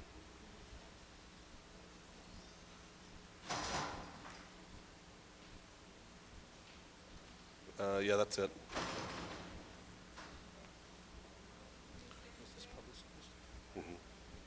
What do you mean could we see this? Yeah, it was at the last board meeting and the curriculum technology meeting. I think it shows up on the curriculum technology minutes. You have to go to the meetings, the committee meetings to actually, yeah. If you go to the committee meetings. Yeah, That would be nice. Yeah. And that may be. Is that the one you meant? Yeah. I'll ask. Yeah, so Gary, and we don't need to get hung up on it. Maybe I'm just thinking the thought was around the 60-minute schedule, just visually what that might look like. We don't need to do it now, but we can, on a future discussion. So a year and a half ago, that was actually the schedule that was proposed to the scheduling committee, was a 60, 60, 60, 60, so that everyone had a consistent amount of time. And it was decided at that time that that was not going to work for a lot of different reasons. One was there was a concern about moving from 86 minutes in language arts down to 60. That was one of the concerns, but there were a lot of other concerns that were brought forth. But that was a schedule that was considered initially. Okay, thank you. Hi there, Jim Thomas, Dr. Thomas. I want to readdress the lack of transparency here. These are the first time I'm seeing the slides. They may have been buried in the documents that have been handed out, but there was no attached link that we could have clicked on to see the comparison prior to the meeting. There may be some way, but I'm not intelligent enough to have found it prior. Also, this is a 5:30 on a Tuesday night meeting, and there's no call-in, phone-in lines. This is a very important meeting. If I understand that the things are going forward right after this, then this is actually a very important meeting where we only get a short time to address concerns. The math score seems to be driving this issue, and the problems in math may stem, as was discussed previously, from the elementary school level, where we're teaching the kids first in, what's it called, everyday math, where I don't know if you've ever done problems with your children, but it's a grid where I'm a physician, and I can't do math like that, where you have to do a division problem and it takes up a whole page, or a multiplication problem takes up 2 pages. If it's a 5-number problem, the issue may not be with the middle school curriculum, the 6th grade curriculum is actually a repeat of the 5th grade curriculum, if I'm not mistaken. It's very similar as far as what I see in the numbers. So we may want to address more what we're teaching them in the elementary school level and consider the Singapore math or the mathnasium methods of actually analyzing what the kids know and teaching them what they know, teaching what they don't know. Having languages start earlier may be better. Many of us were taught languages in 5th grade, not in 6th grade. And so starting in, moving it back to 7th grade may not be as helpful as we as parents hope. So thank you. Hi, Carol Korth. I have 2 issues. One, I just want to make a comment, and then I have a question. My comment relates to the slides where you show the time allotted to different subjects for the high school. And to me, that slide was misleading, so I just wanted to point that out for those who don't have high school students. The high school students in their block programming only have a subject 4 out of 6 days of the block. The slide, to me, made it look like they have 58 hours 4 days and 80 minutes 2 days, when in reality, they only have 58 minutes 3 days, 80 minutes 1 day, and they have 2 days with no math. So on average, they are getting about 43 minutes of math at the high school level, which is in line with what the middle school is currently has. So I know some of you with younger students might not have gotten that from this slide. It was misleading to me there and on the data sheet that was online. And then I have a question, and it relates to the pods. We are going from 6 pods for 7th and 8th grade to 5 pods for 7th and 8th grade. What is that? Is there going to be one pod that is a combination of 7th and 8th grade? Or how are you going to do an uneven number among 2 different grades? What will that look like? It won't be a combined pod for students. It will for teachers. So we will have it'll be a smaller team of students. So okay, so if you're in that pod as an 8th grader, you will only have the 72 or some number of that similar number of students that you're rotating among, similar to what 6th grade looked like? Right. Okay. And then those teachers on those pods will be teaching both 7th and 8th grade for their Only subjects? the science teacher will be teaching 7th and 8th, and the social studies teacher will be 7th and 8th. And then we'll have a 7th grade ELA and a 8th grade ELA, 7th grade math, 8th grade math. Okay, got it. Thank you. Is there a button to hold with this?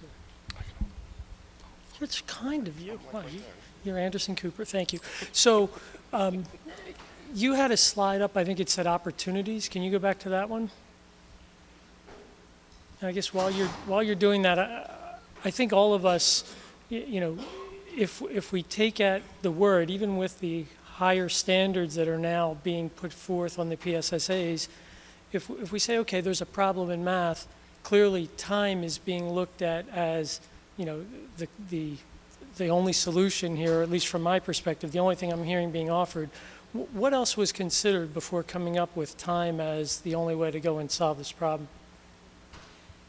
Well, for math, it's not just the time, it's the instruction. But what's happening is the teachers with only 43 minutes of instructional time, they're not able to do everything that they want to do within that block. So in some cases, they're feeling like they're racing through the curriculum to get through the content. And we believe there'd be a lot more differentiation, a lot more small group work, remediation, extension, formative assessments, all those great things that teachers do. There'd be a lot more of that if they had more time to do it. But again, time. Right, I guess my question is, differentiated instruction. What else besides the time a teacher has was considered? It sounds like time. Professional development. Okay, so the thing on this slide that jumped out at me that might be the most helpful if I was a teacher was being able to only prep 2 courses instead of 3. That I think would allow me to become more of an expert, and I think that's something just all on its own. If you find a way, and you could do this even under the current schedule by having teachers cross pods, of having them only teach 2 different math courses at a time. That, to me, allows me to become better at pre-algebra as a pre-algebra teacher and better, say, at geometry, not having to do Algebra 1, pre-algebra, and geometry. that in itself, again, if I'm a teacher, that's almost as important to me as the number of students I teach. It's my prep time out of class. It's how in-depth I get to really understand that material. So I think I can speak on behalf of our 3 eighth grade math teachers. They would agree with you. They would much prefer to teach 2 classes as opposed to 3. Okay. So that's something we could get to. Again, if you're willing to have teachers cross pods, we could get to that under the current schedule, as an example. So again, when I'm coming back to, it's not just about classroom time, it's about time that a teacher needs to do all that other work and to become an expert in their field. Does that make sense? Sure. Okay. So then I think just anecdotally, what I've heard from a number of students, and this Students? Students, Oh. yes, students, is that there are many days where a math teacher doesn't teach math the entire time. And again, that's probably because from a student's perspective, teaching is lecturing and explaining. It's, hey, I've kind of done my thing. Go ahead, everybody go and try and do this, or you know, like what I sense is going to happen with 80 minutes is you're going to get a lot more of that. And the kids that are already doing pretty well, I don't know if I'm a teacher, my attention is going to be to the kids who need help, which may be good, but I sense that the advanced and proficient kids are not going to continue to progress. So I wonder how that looks like if it's still only one teacher and 20 kids. So how do you differentiate, and aren't you automatically going to be drawn to the kids that need the most help? And the other kids over that 80 minutes, they're going to lose more and more time that could be spent elsewhere. I don't believe that would happen. Just based on the instruction I see in the math classes, I don't see teachers teaching for a small amount of time and students working independently for a large amount of that time. That's not what I see currently. Okay. But- So the only other thing I'll add to that is certainly through the middle school and high school, there was a while where it was almost in vogue to have the kids try and teach themselves. Put them in a small group, have them work at their tables and try and learn the material. Or in the case of the middle school last year, it was learn the material at home by watching videos, and then we'll answer questions in class. I don't know if that seems to be happening less this year. But I think, again, time is not the only culprit here that's causing our test scores to go down. There's a lot of methods being tried, and I haven't heard in any of the school board meetings that I tried to watch online or tonight anything else that's being looked at in terms of effectiveness. And yet I hear all this angst about other enriching activities that we're going to lose. I think we're doing ourselves a disservice to react this quickly. Even you said, I think it's been from December to February that we've been going after. These are big changes. Well, honestly, December since we started the conversation again, but the work of the scheduling committee went back to 2013. So none of these conversations are new conversations. The idea initially, one of the needs from the committee initially was to increase instructional time. So they're really not new conversations. I kind of got on board, and I'll be honest, I got on board in December as I started to understand the schedule more.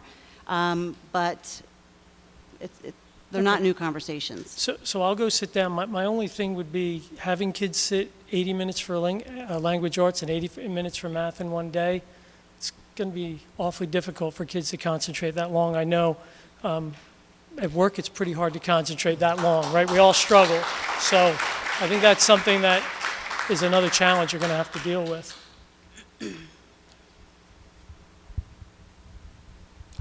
Hi, my name is Pam Ramanathan. I think I saw on one of the slides that PE is being moved from 3 times every 6 days to every day. Is that on there? For 6th grade. And Every other day to And every world day. language exploration is being moved from every day to 3 days out of every 6 days. So I'm not really sure. It seems like it's a flip-flop between physical education and world language. Less time for world language and more time for PE. Is that what I'm seeing?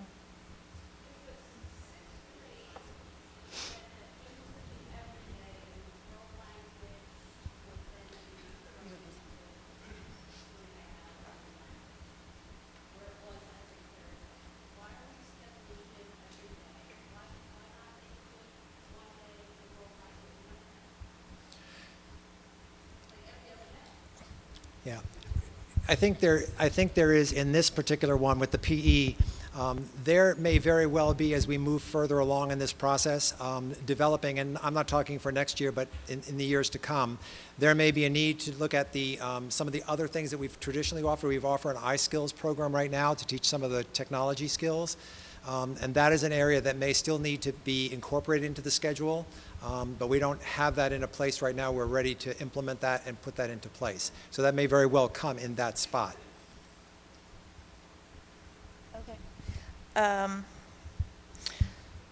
Also, was consideration for high school, I have two in the high school, so I'm looking at it from that point of view. For the middle school, given to, and I'm not sure anyone else exactly asked it this way, but like a math lab. You're going to have a science lab maybe once a week, a social studies double block lab, however you call it, once a week, a math lab once or twice a week, to try to get a little extra time and a little more hands-on, but maybe not jump in feet first to somewhere we don't know what we're jumping into. Yeah, I don't think that particular model was part of the pattern we looked at. We looked at the 60-60, like all straight across the same.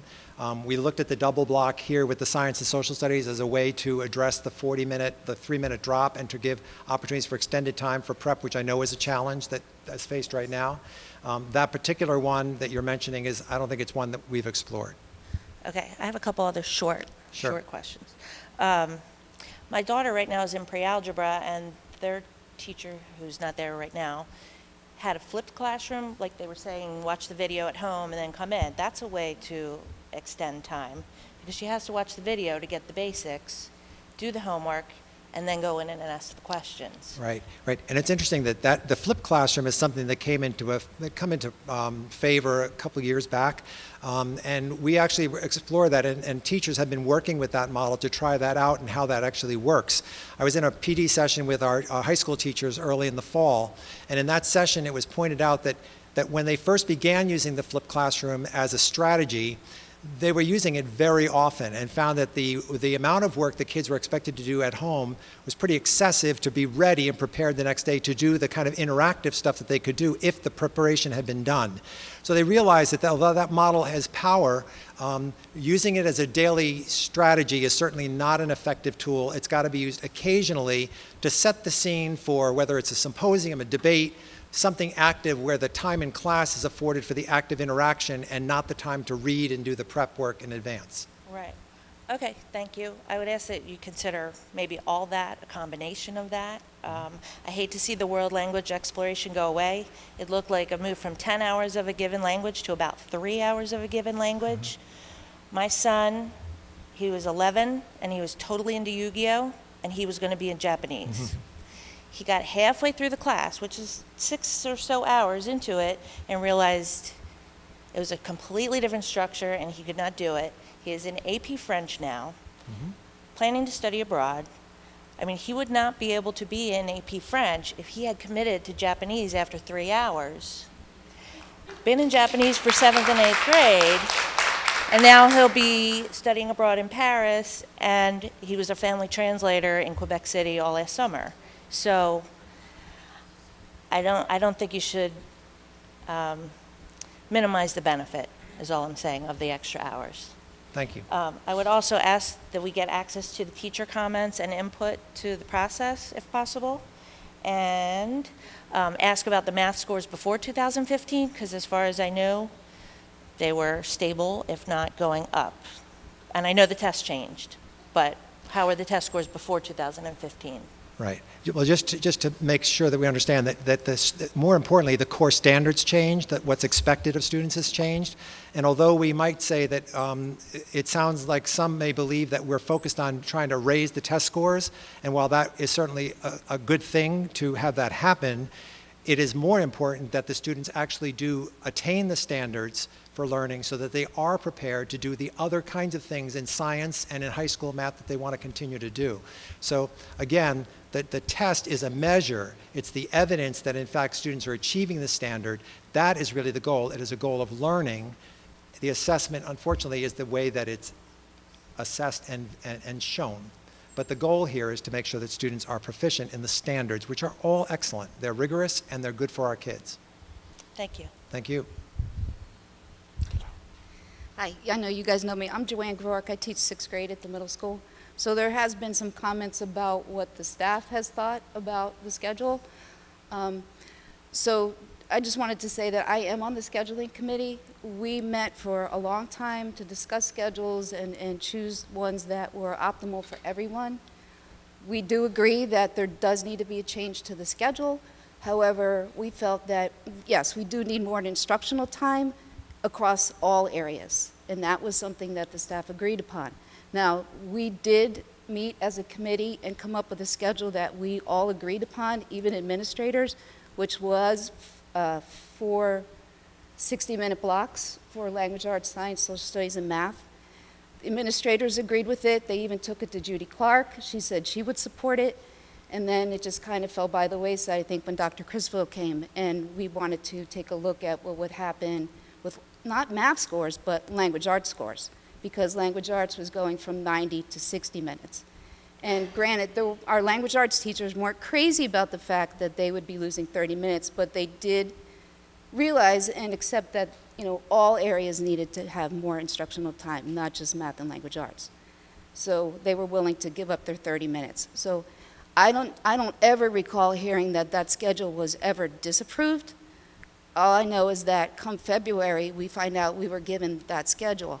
Now, we did look at that schedule over the summertime when Michael Reddick was here, and we immediately dismissed it because we didn't think it was appropriate to have 80 minutes math and language arts. So.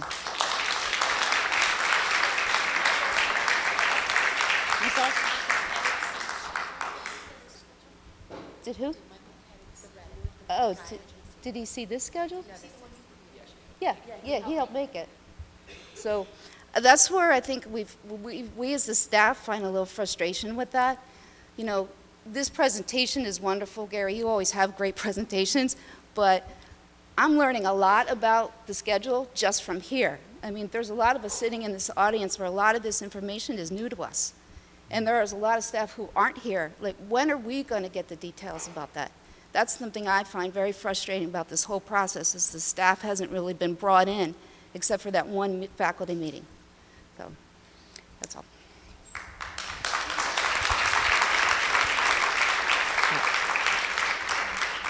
They know me as well. My name is Andrea Lewis. I'm the Social Studies Department Chair at the middle school. And my question is regarding the 80 minutes that has now become available for the social studies and science departments. Has the split team been factored into that? Like, how would the social studies or science teacher on that split team be able to schedule an 80-minute block when 3 of their classes are 7th grade and 3 are 8th grade? So, and I don't know if you ironed that out yet, but that's something as a department we're concerned about, and I'm sure the science department feels the same way, but that's just something that, obviously if that is moving forward and we're going to go with that schedule, that's a big concern that we have. Whether those kids on that team will be able to have that lab time and that social studies project time as well. We certainly would want that in all. Right, okay, thank you. Sure. Chris? Yeah. Chris?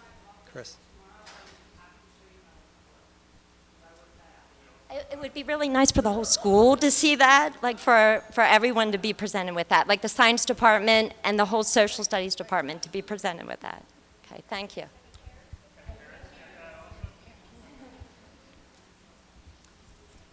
Hi, I'm Pete Shoemaker. I'm also a teacher at Wissahickon Middle School. So I had a question, and really actually start off with a statement that I think that all of us want to make sure that struggling math students, you know, are able to achieve higher, whether it's 40% of students are struggling or 5%. We want those, their ability to raise. But we actually used to have a position at the middle school that was dedicated to just dealing with those students who were below basic and basic. And that when that teacher retired, that position was dissolved. Now, this was before the administration at the middle school and before the administration at central office. And so I was just curious if any discussion had been made about possibly bringing back a position, that like a math support position, that would be a teacher that would just be dealing with the students who have below basic or basic math skills like we used to have. Yeah, so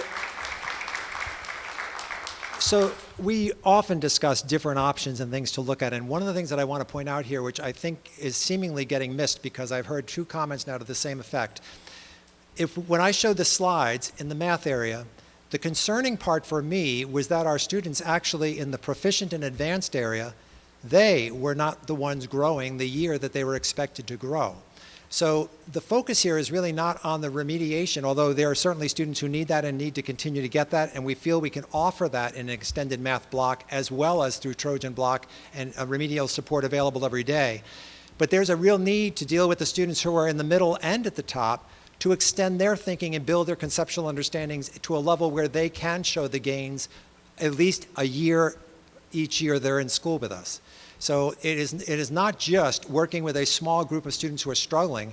We're talking about a broader, more core-based improvement to the program.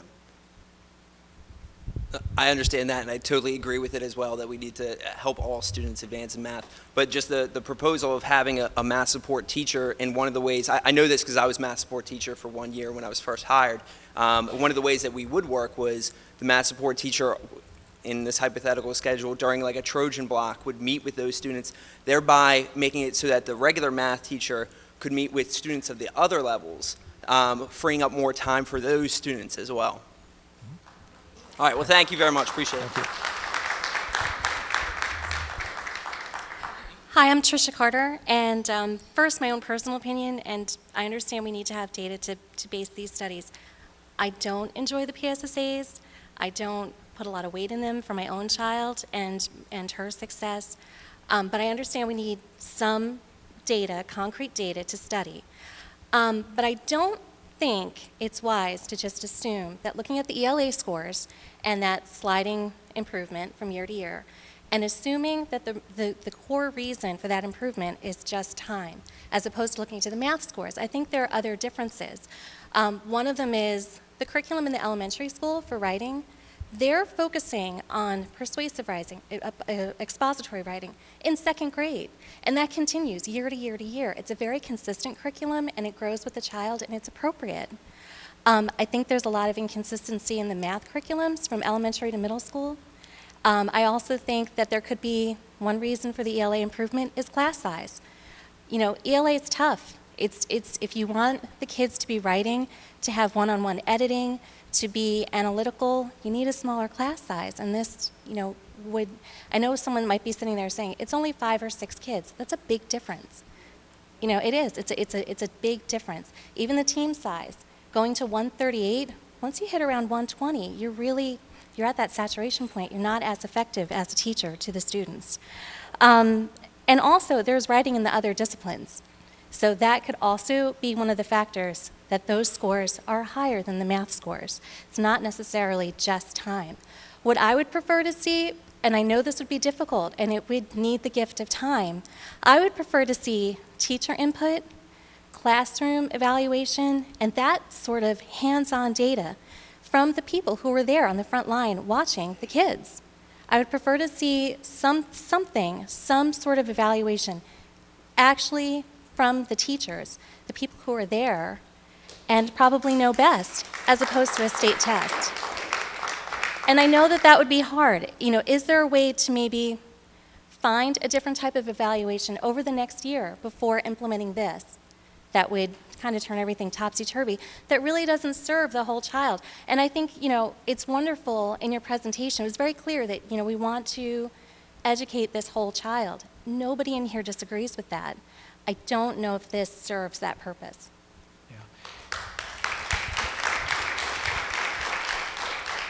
Just one point I want to make and emphasize that the schedule makes time possible and extends time for math, it is clearly more than just the time that needs to affect a change of what happens with the student, and that is the instruction also needs to be different. And that's what we're saying is it's the opportunities for instructional difference that will make other things happen, we believe. So it's just not time. I don't want to lead the impression that just giving more time to do the same thing we're doing now for 80 minutes. That's really not it. It does seem like that's the if, you know, if we're looking at it, that seems to be the really the thing that's swinging Well, here. just is to kind of maybe reassure you, Okay. we have right now a district initiative for the 3 years of our current comprehensive plan. It is to develop our teachers and their differentiated instructional options and strategies. And our middle school has a cohort of teachers at the 6th grade level, and our 7th and 8th grade teachers in the math department are also getting that priority to get that instruction and PD first, because we think it is that important that they get it first and can benefit their students with it. So that's one part. We've also sent some of our teachers to the Math Design Collaborative, which is another high-level instructional PD session where teachers are learning more about the importance of problem solving and concept building through real interaction and productive struggle with all of the different problems that they're faced, and learn strategies and come to understanding more inquiry-based. So there are efforts being done very strategically to improve instruction at the same time of giving the time to enable that to happen too. On that point, with the instructors and how there has to be some shifting. Now I know in 6th grade it's an elementary certification, 7th and 8th it's in secondary. Do you have a big bank of dual certified teachers that not just took the praxis test, but actually have taught several subjects? And I have a personal issue with this. I was a secondary teacher. I did go to school and have a dual major and actually taught both subjects. I didn't just certify one, then decide to take a test in another. Like, there's a big difference. That's like my personal issue. But there is a really big difference in that level of competency. Right. Well, I'd like to think that any teacher that we would put in Wissahickon in the classroom would have the skill level and the ability to teach well and to give the instruction that our students need. I'd like to think so. Yep. But experience is always best. Yep. Thank you, Gary. Thank you. I'm Liz Conzier, and I have a lot of things that everybody's already said, and I have to tell you that my heart's beating, and I'm shaking. And It's because you're standing next to me. it's because I do love Joe. It is his charisma. But I feel like we're being railroaded again. I feel like this is already done. It's being pushed through. These test scores are new. There are new tests from last year. So now we're taking something that we studied 2 years ago, and we're quick revamping it and fixing it so that we can quick get these test scores fixed. I don't care about the test. I care about our students. I care about our students being well-rounded. I care about kids that need help in all different levels. I just think that this is a knee-jerk reaction to a problem that we really need more time to look into. I don't see what the urgency is. I feel like there's different things we can do to fix this. I mean, you are looking into strategies that they use now in other subjects to take the test, to teach their teachers how to teach to the test. I mean, how and where will those teaching methods, couldn't we adjust them to help them do better on the test, help the kids do better on the test? Couldn't we help the teachers guide the children a little bit more? I just feel like we're pushing this through because we got to fix it now. And I don't want that to happen, and it scares the bejesus out of me. And that's all I have to say.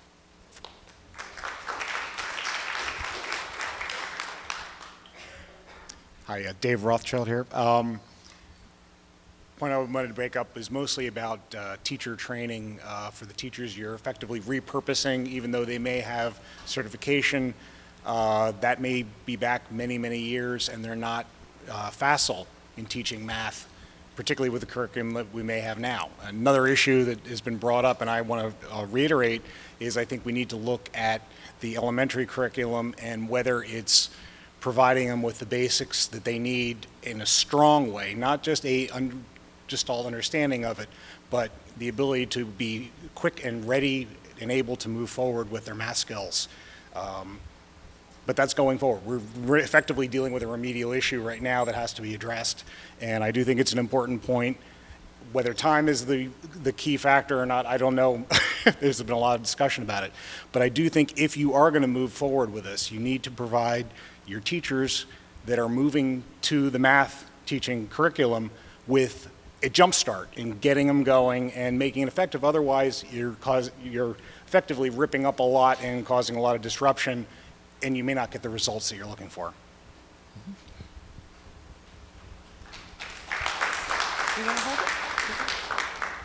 Good evening. My name is Kathleen Hawk. I teach Spanish at the middle school.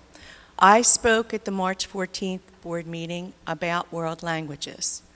I want to explain to you that at that meeting, I had no knowledge of any of the information that was on the slides that you saw this evening about world languages. I had been told that there would be no sixth grade exploratory program. However, there would be some exposure. When I asked what that exposure would be, I was told it had not been decided yet, hadn't been worked out yet. So this evening I was very surprised to see that there would be 3 to 4 sessions of world language sixth grade exploratory, or exposure I should say, during the 3rd and 4th marking quarter. I have 2 questions. Did I get that right, that it's only during the 3rd and 4th marking quarter? Yeah, I think it was 4 to 6 sessions were listed. That's what we were suggesting. Okay. And then it was in the 3rd and 4th quarter where we would place it closer to where the decision students needed to make for the following year. Okay, then I have one other question. How are the 4 languages going to be spread over those 4 to 6 sessions during only the 3rd and 4th quarters? I can't answer that. I mean, at this point, we still haven't worked that out. That's part of the discussion that still needs to happen. Okay. I just want to thank you for addressing some of the questions that I did raise, but I do still have questions, and I sure hope that the rest of the World Language Department gets to hear all of this as well. Thank you. Thank you. Thanks, Joe. Tracy Walsh.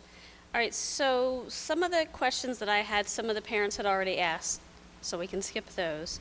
I did want to know if there was a way for us, I just want to bring up, I've been on the board for 2 years. I was on the curriculum committee the first year I was in here. This is the first time that we're hearing anything about this. So it's not something, even though it was in the works, it was never brought to our attention. Just wanted to bring that to your attention because I know you weren't there, you know, for it, well, at that time either. So I kind of wanted to find out, I know Beth had said it started in December, they started talking about it again, but I think that we really need to take a look at some things before we put this in place. I personally would like to see what Mr. Reddig had suggested, all of his suggestions, not just this one suggestion.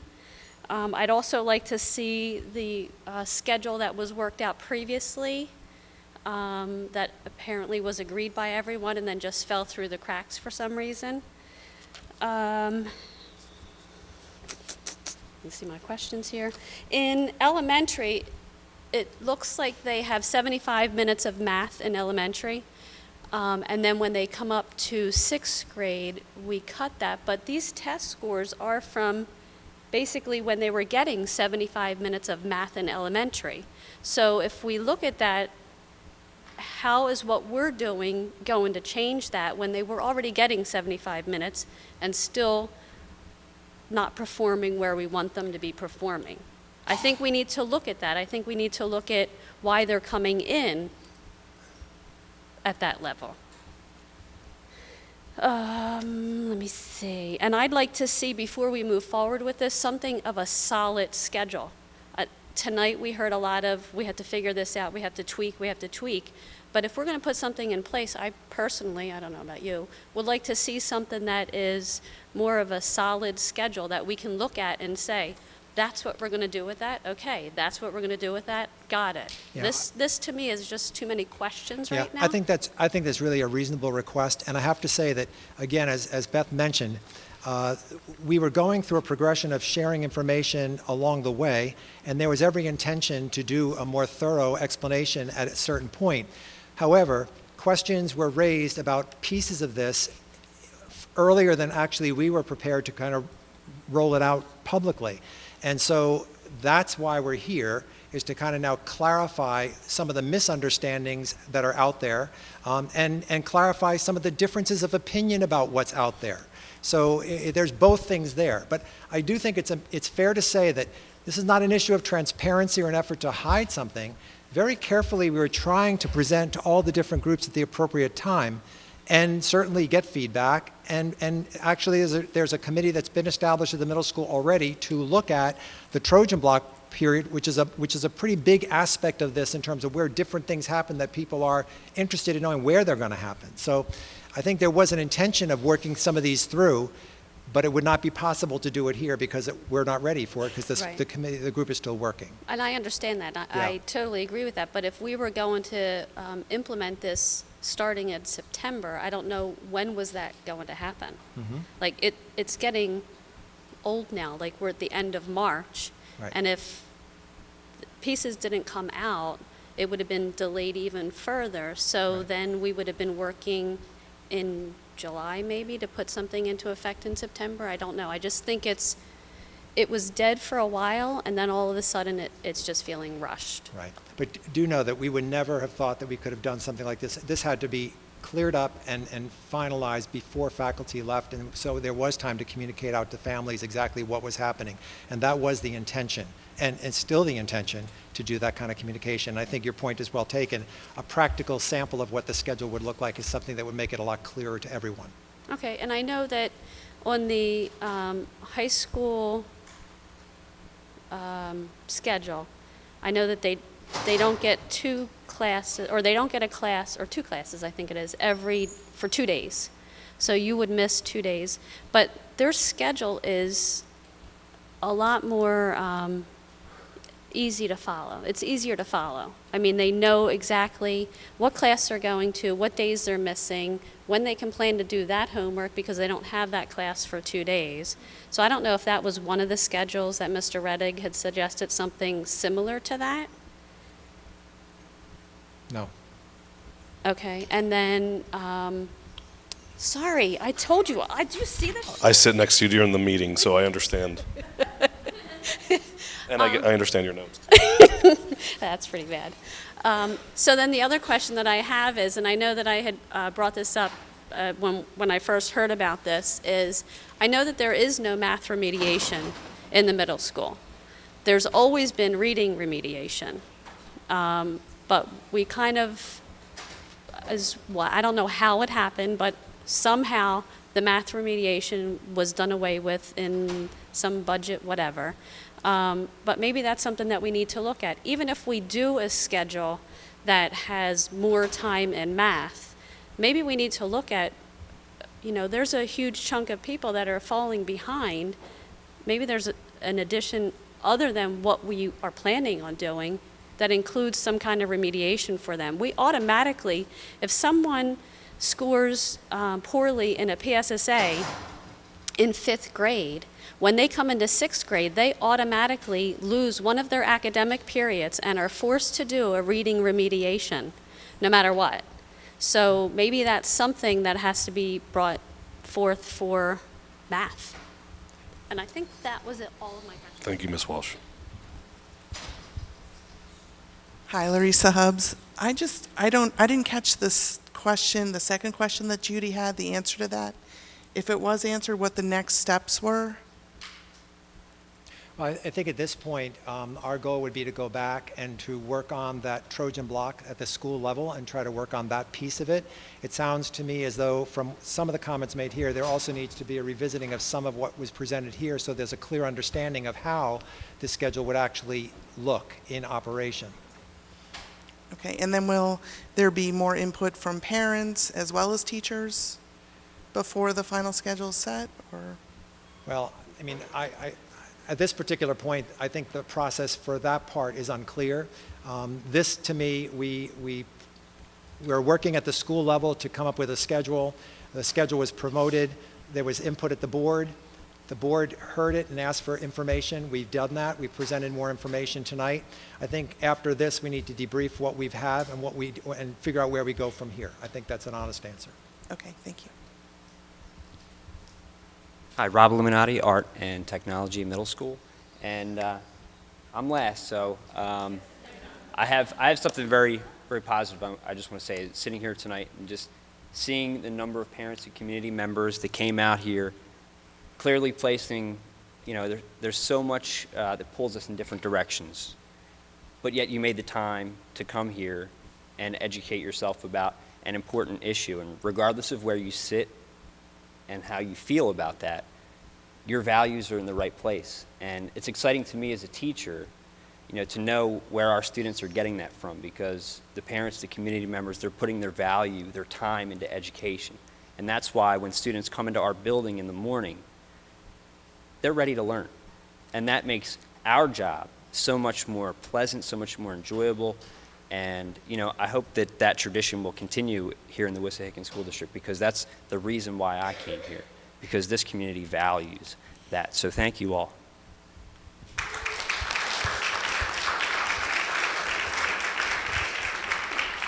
So this is based on previous stuff. If the teachers and administration previously approved a schedule a year or 2 years ago, who made the decision to not use that schedule, and who made the decision to push forward this one? Because based upon what was previously stated earlier this evening, it obviously wasn't the teachers that wanted this schedule, because they said they did not want this schedule. So who made the decision on this schedule? Because I have yet to speak to a teacher that wants this. Thank you. You want to answer? All right, so just in response to that, I think what was said was that Joanne pointed out that there was a schedule that was approved. Frankly, I'm unaware of that, what that schedule was, and if it was approved, and what that actually looked like. I don't have that information. That doesn't mean it's not true. I just don't have that information. Any of the discussion I've had along the way has not pointed that out. Excuse me?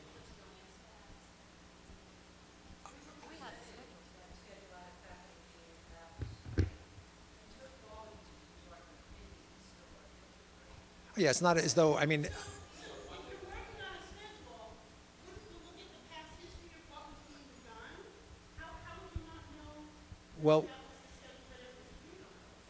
Well, we did look at past information and used any notes that we had, and I want to speak to that just in terms of the process.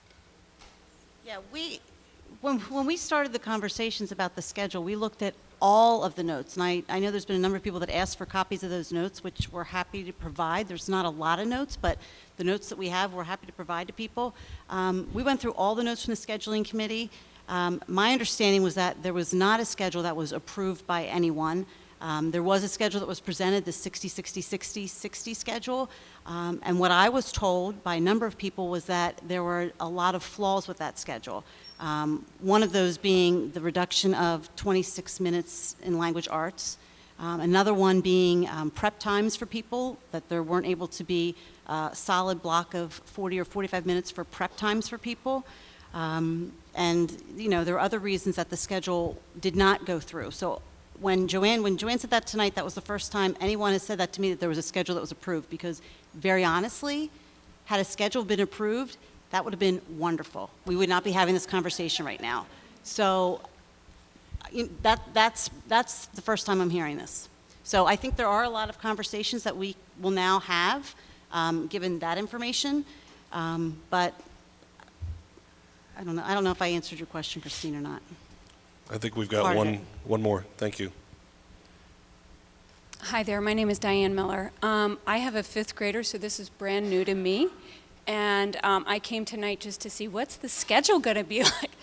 Well, what I come away with is that it really doesn't look like it's ready to happen in September. It looks like your staff doesn't even know. It seems like you don't have people trained appropriately to do double. And I'm really disappointed in the language loss. So just, as a newbie coming in, just from these fresh eyes, it looks like, what I ask is that, can you implement the training first before you implement a schedule?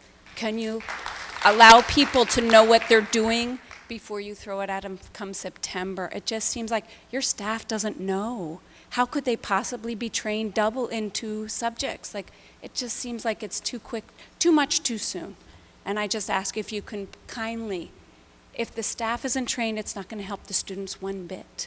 So if you can kindly just, slow it down. There's not a huge rush. It's 1 year's get another year of this new testing, right? So see what your scores are this year, and then, that's what I ask, if you can kindly do that. Thank you. Thank you. Last two.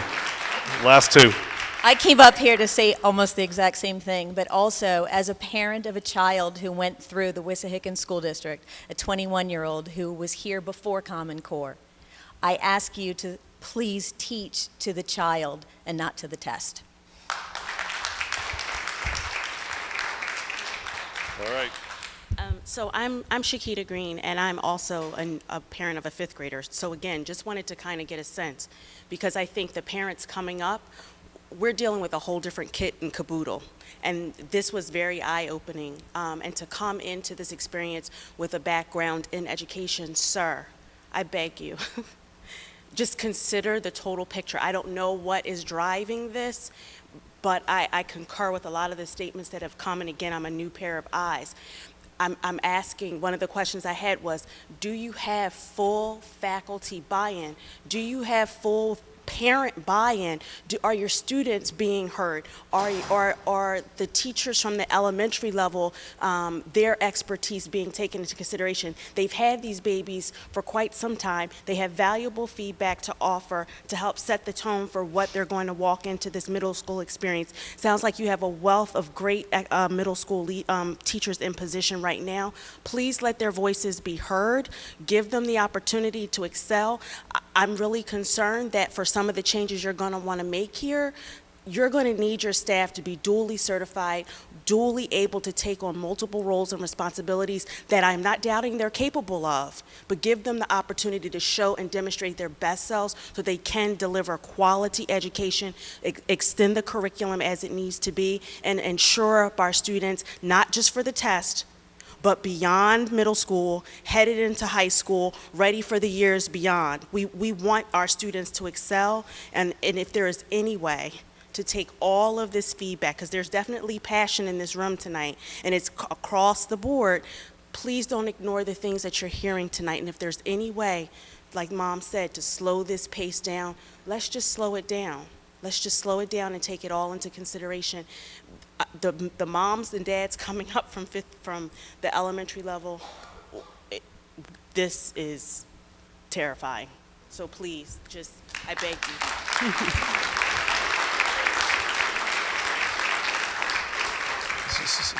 So if I could put in just a shameless plug for our committee meetings. So as you guys are aware, this is kind of a special curriculum committee meeting today that, we advertised all over to try to get feedback from the community, the staff, the faculty, right, just to hear where everybody's kind of minds were regarding the schedule. We have these committee meetings every month. Well, this one's at noon, but all the other ones, finance, transportation, right? I mean, we go to these meetings and it's us staring at each other. Usually people hear about it. We do too. And so the point here is, if you have an interest, whether it's in curriculum or technology or finance or transportation, come to the meetings. This is where we have these conversations. I've been on the board now 2 years, and at every meeting I say, everyone's welcome, and we go to the meetings and we're staring at each other in the face. Christine's always there. Thank you. So my point is, be engaged in the process. The other thing I'll just say from my standpoint as a non-sitting member of the curriculum committee, I think there's been a fair amount of discussion. I think there's a fair amount of questions that I personally think we need to get some maybe resolution on or some insights on. And so as a board, I think at some point we'll just continue with this conversation and see kind of where it goes. But Gary, thank you. Beth, Dr. Crisfield, everybody from the administration that showed up to present this information. Could be a challenging experience sometimes, but in the end, we're all here for the same benefit, which is the benefit of the kids. Joe, Thank you. I want to thank you. And I just want to thank everyone for remaining here as long as you did and for your commitment to the whole topic that we're talking about. Time in a school is really the money of the school. It's really the economy. It's really what we have to negotiate with. And certainly there are competing interests here in terms of how we use that time. Everyone's heart and mind is in the right place here in trying to get the best thing for our kids. Clearly, after this meeting, there are some who differ with the direction or have questions about how it might look. And it certainly suggests that we go back and look at aspects of this and communicate better and get more information out and share and also take more input and see if we can massage this in a way that produces a good result for our kids in 2016-17. But I don't want to minimize any of the comments. They were all terrific. All were heard. My secretary recorded all of them. Thank you, Eileen. So we capture all of them, and we'll do our best to give you the information you've asked for that was not here tonight. So thank you very much. Gary, one other thing. Can we get in touch with Toby and I guess find out if he has that other schedule too? We will certainly explore that to find out what's and then I was just talking to one of the other board members, and we as a board are going to talk about changing the curriculum meetings to be at a maybe a 5:30 time frame, because there's board members that can't make those meetings, and there's also a lot of parents that can't make those meetings, and if we want them to be informed parents, we need to have those meetings at a time that they can attend. All right? Thank you.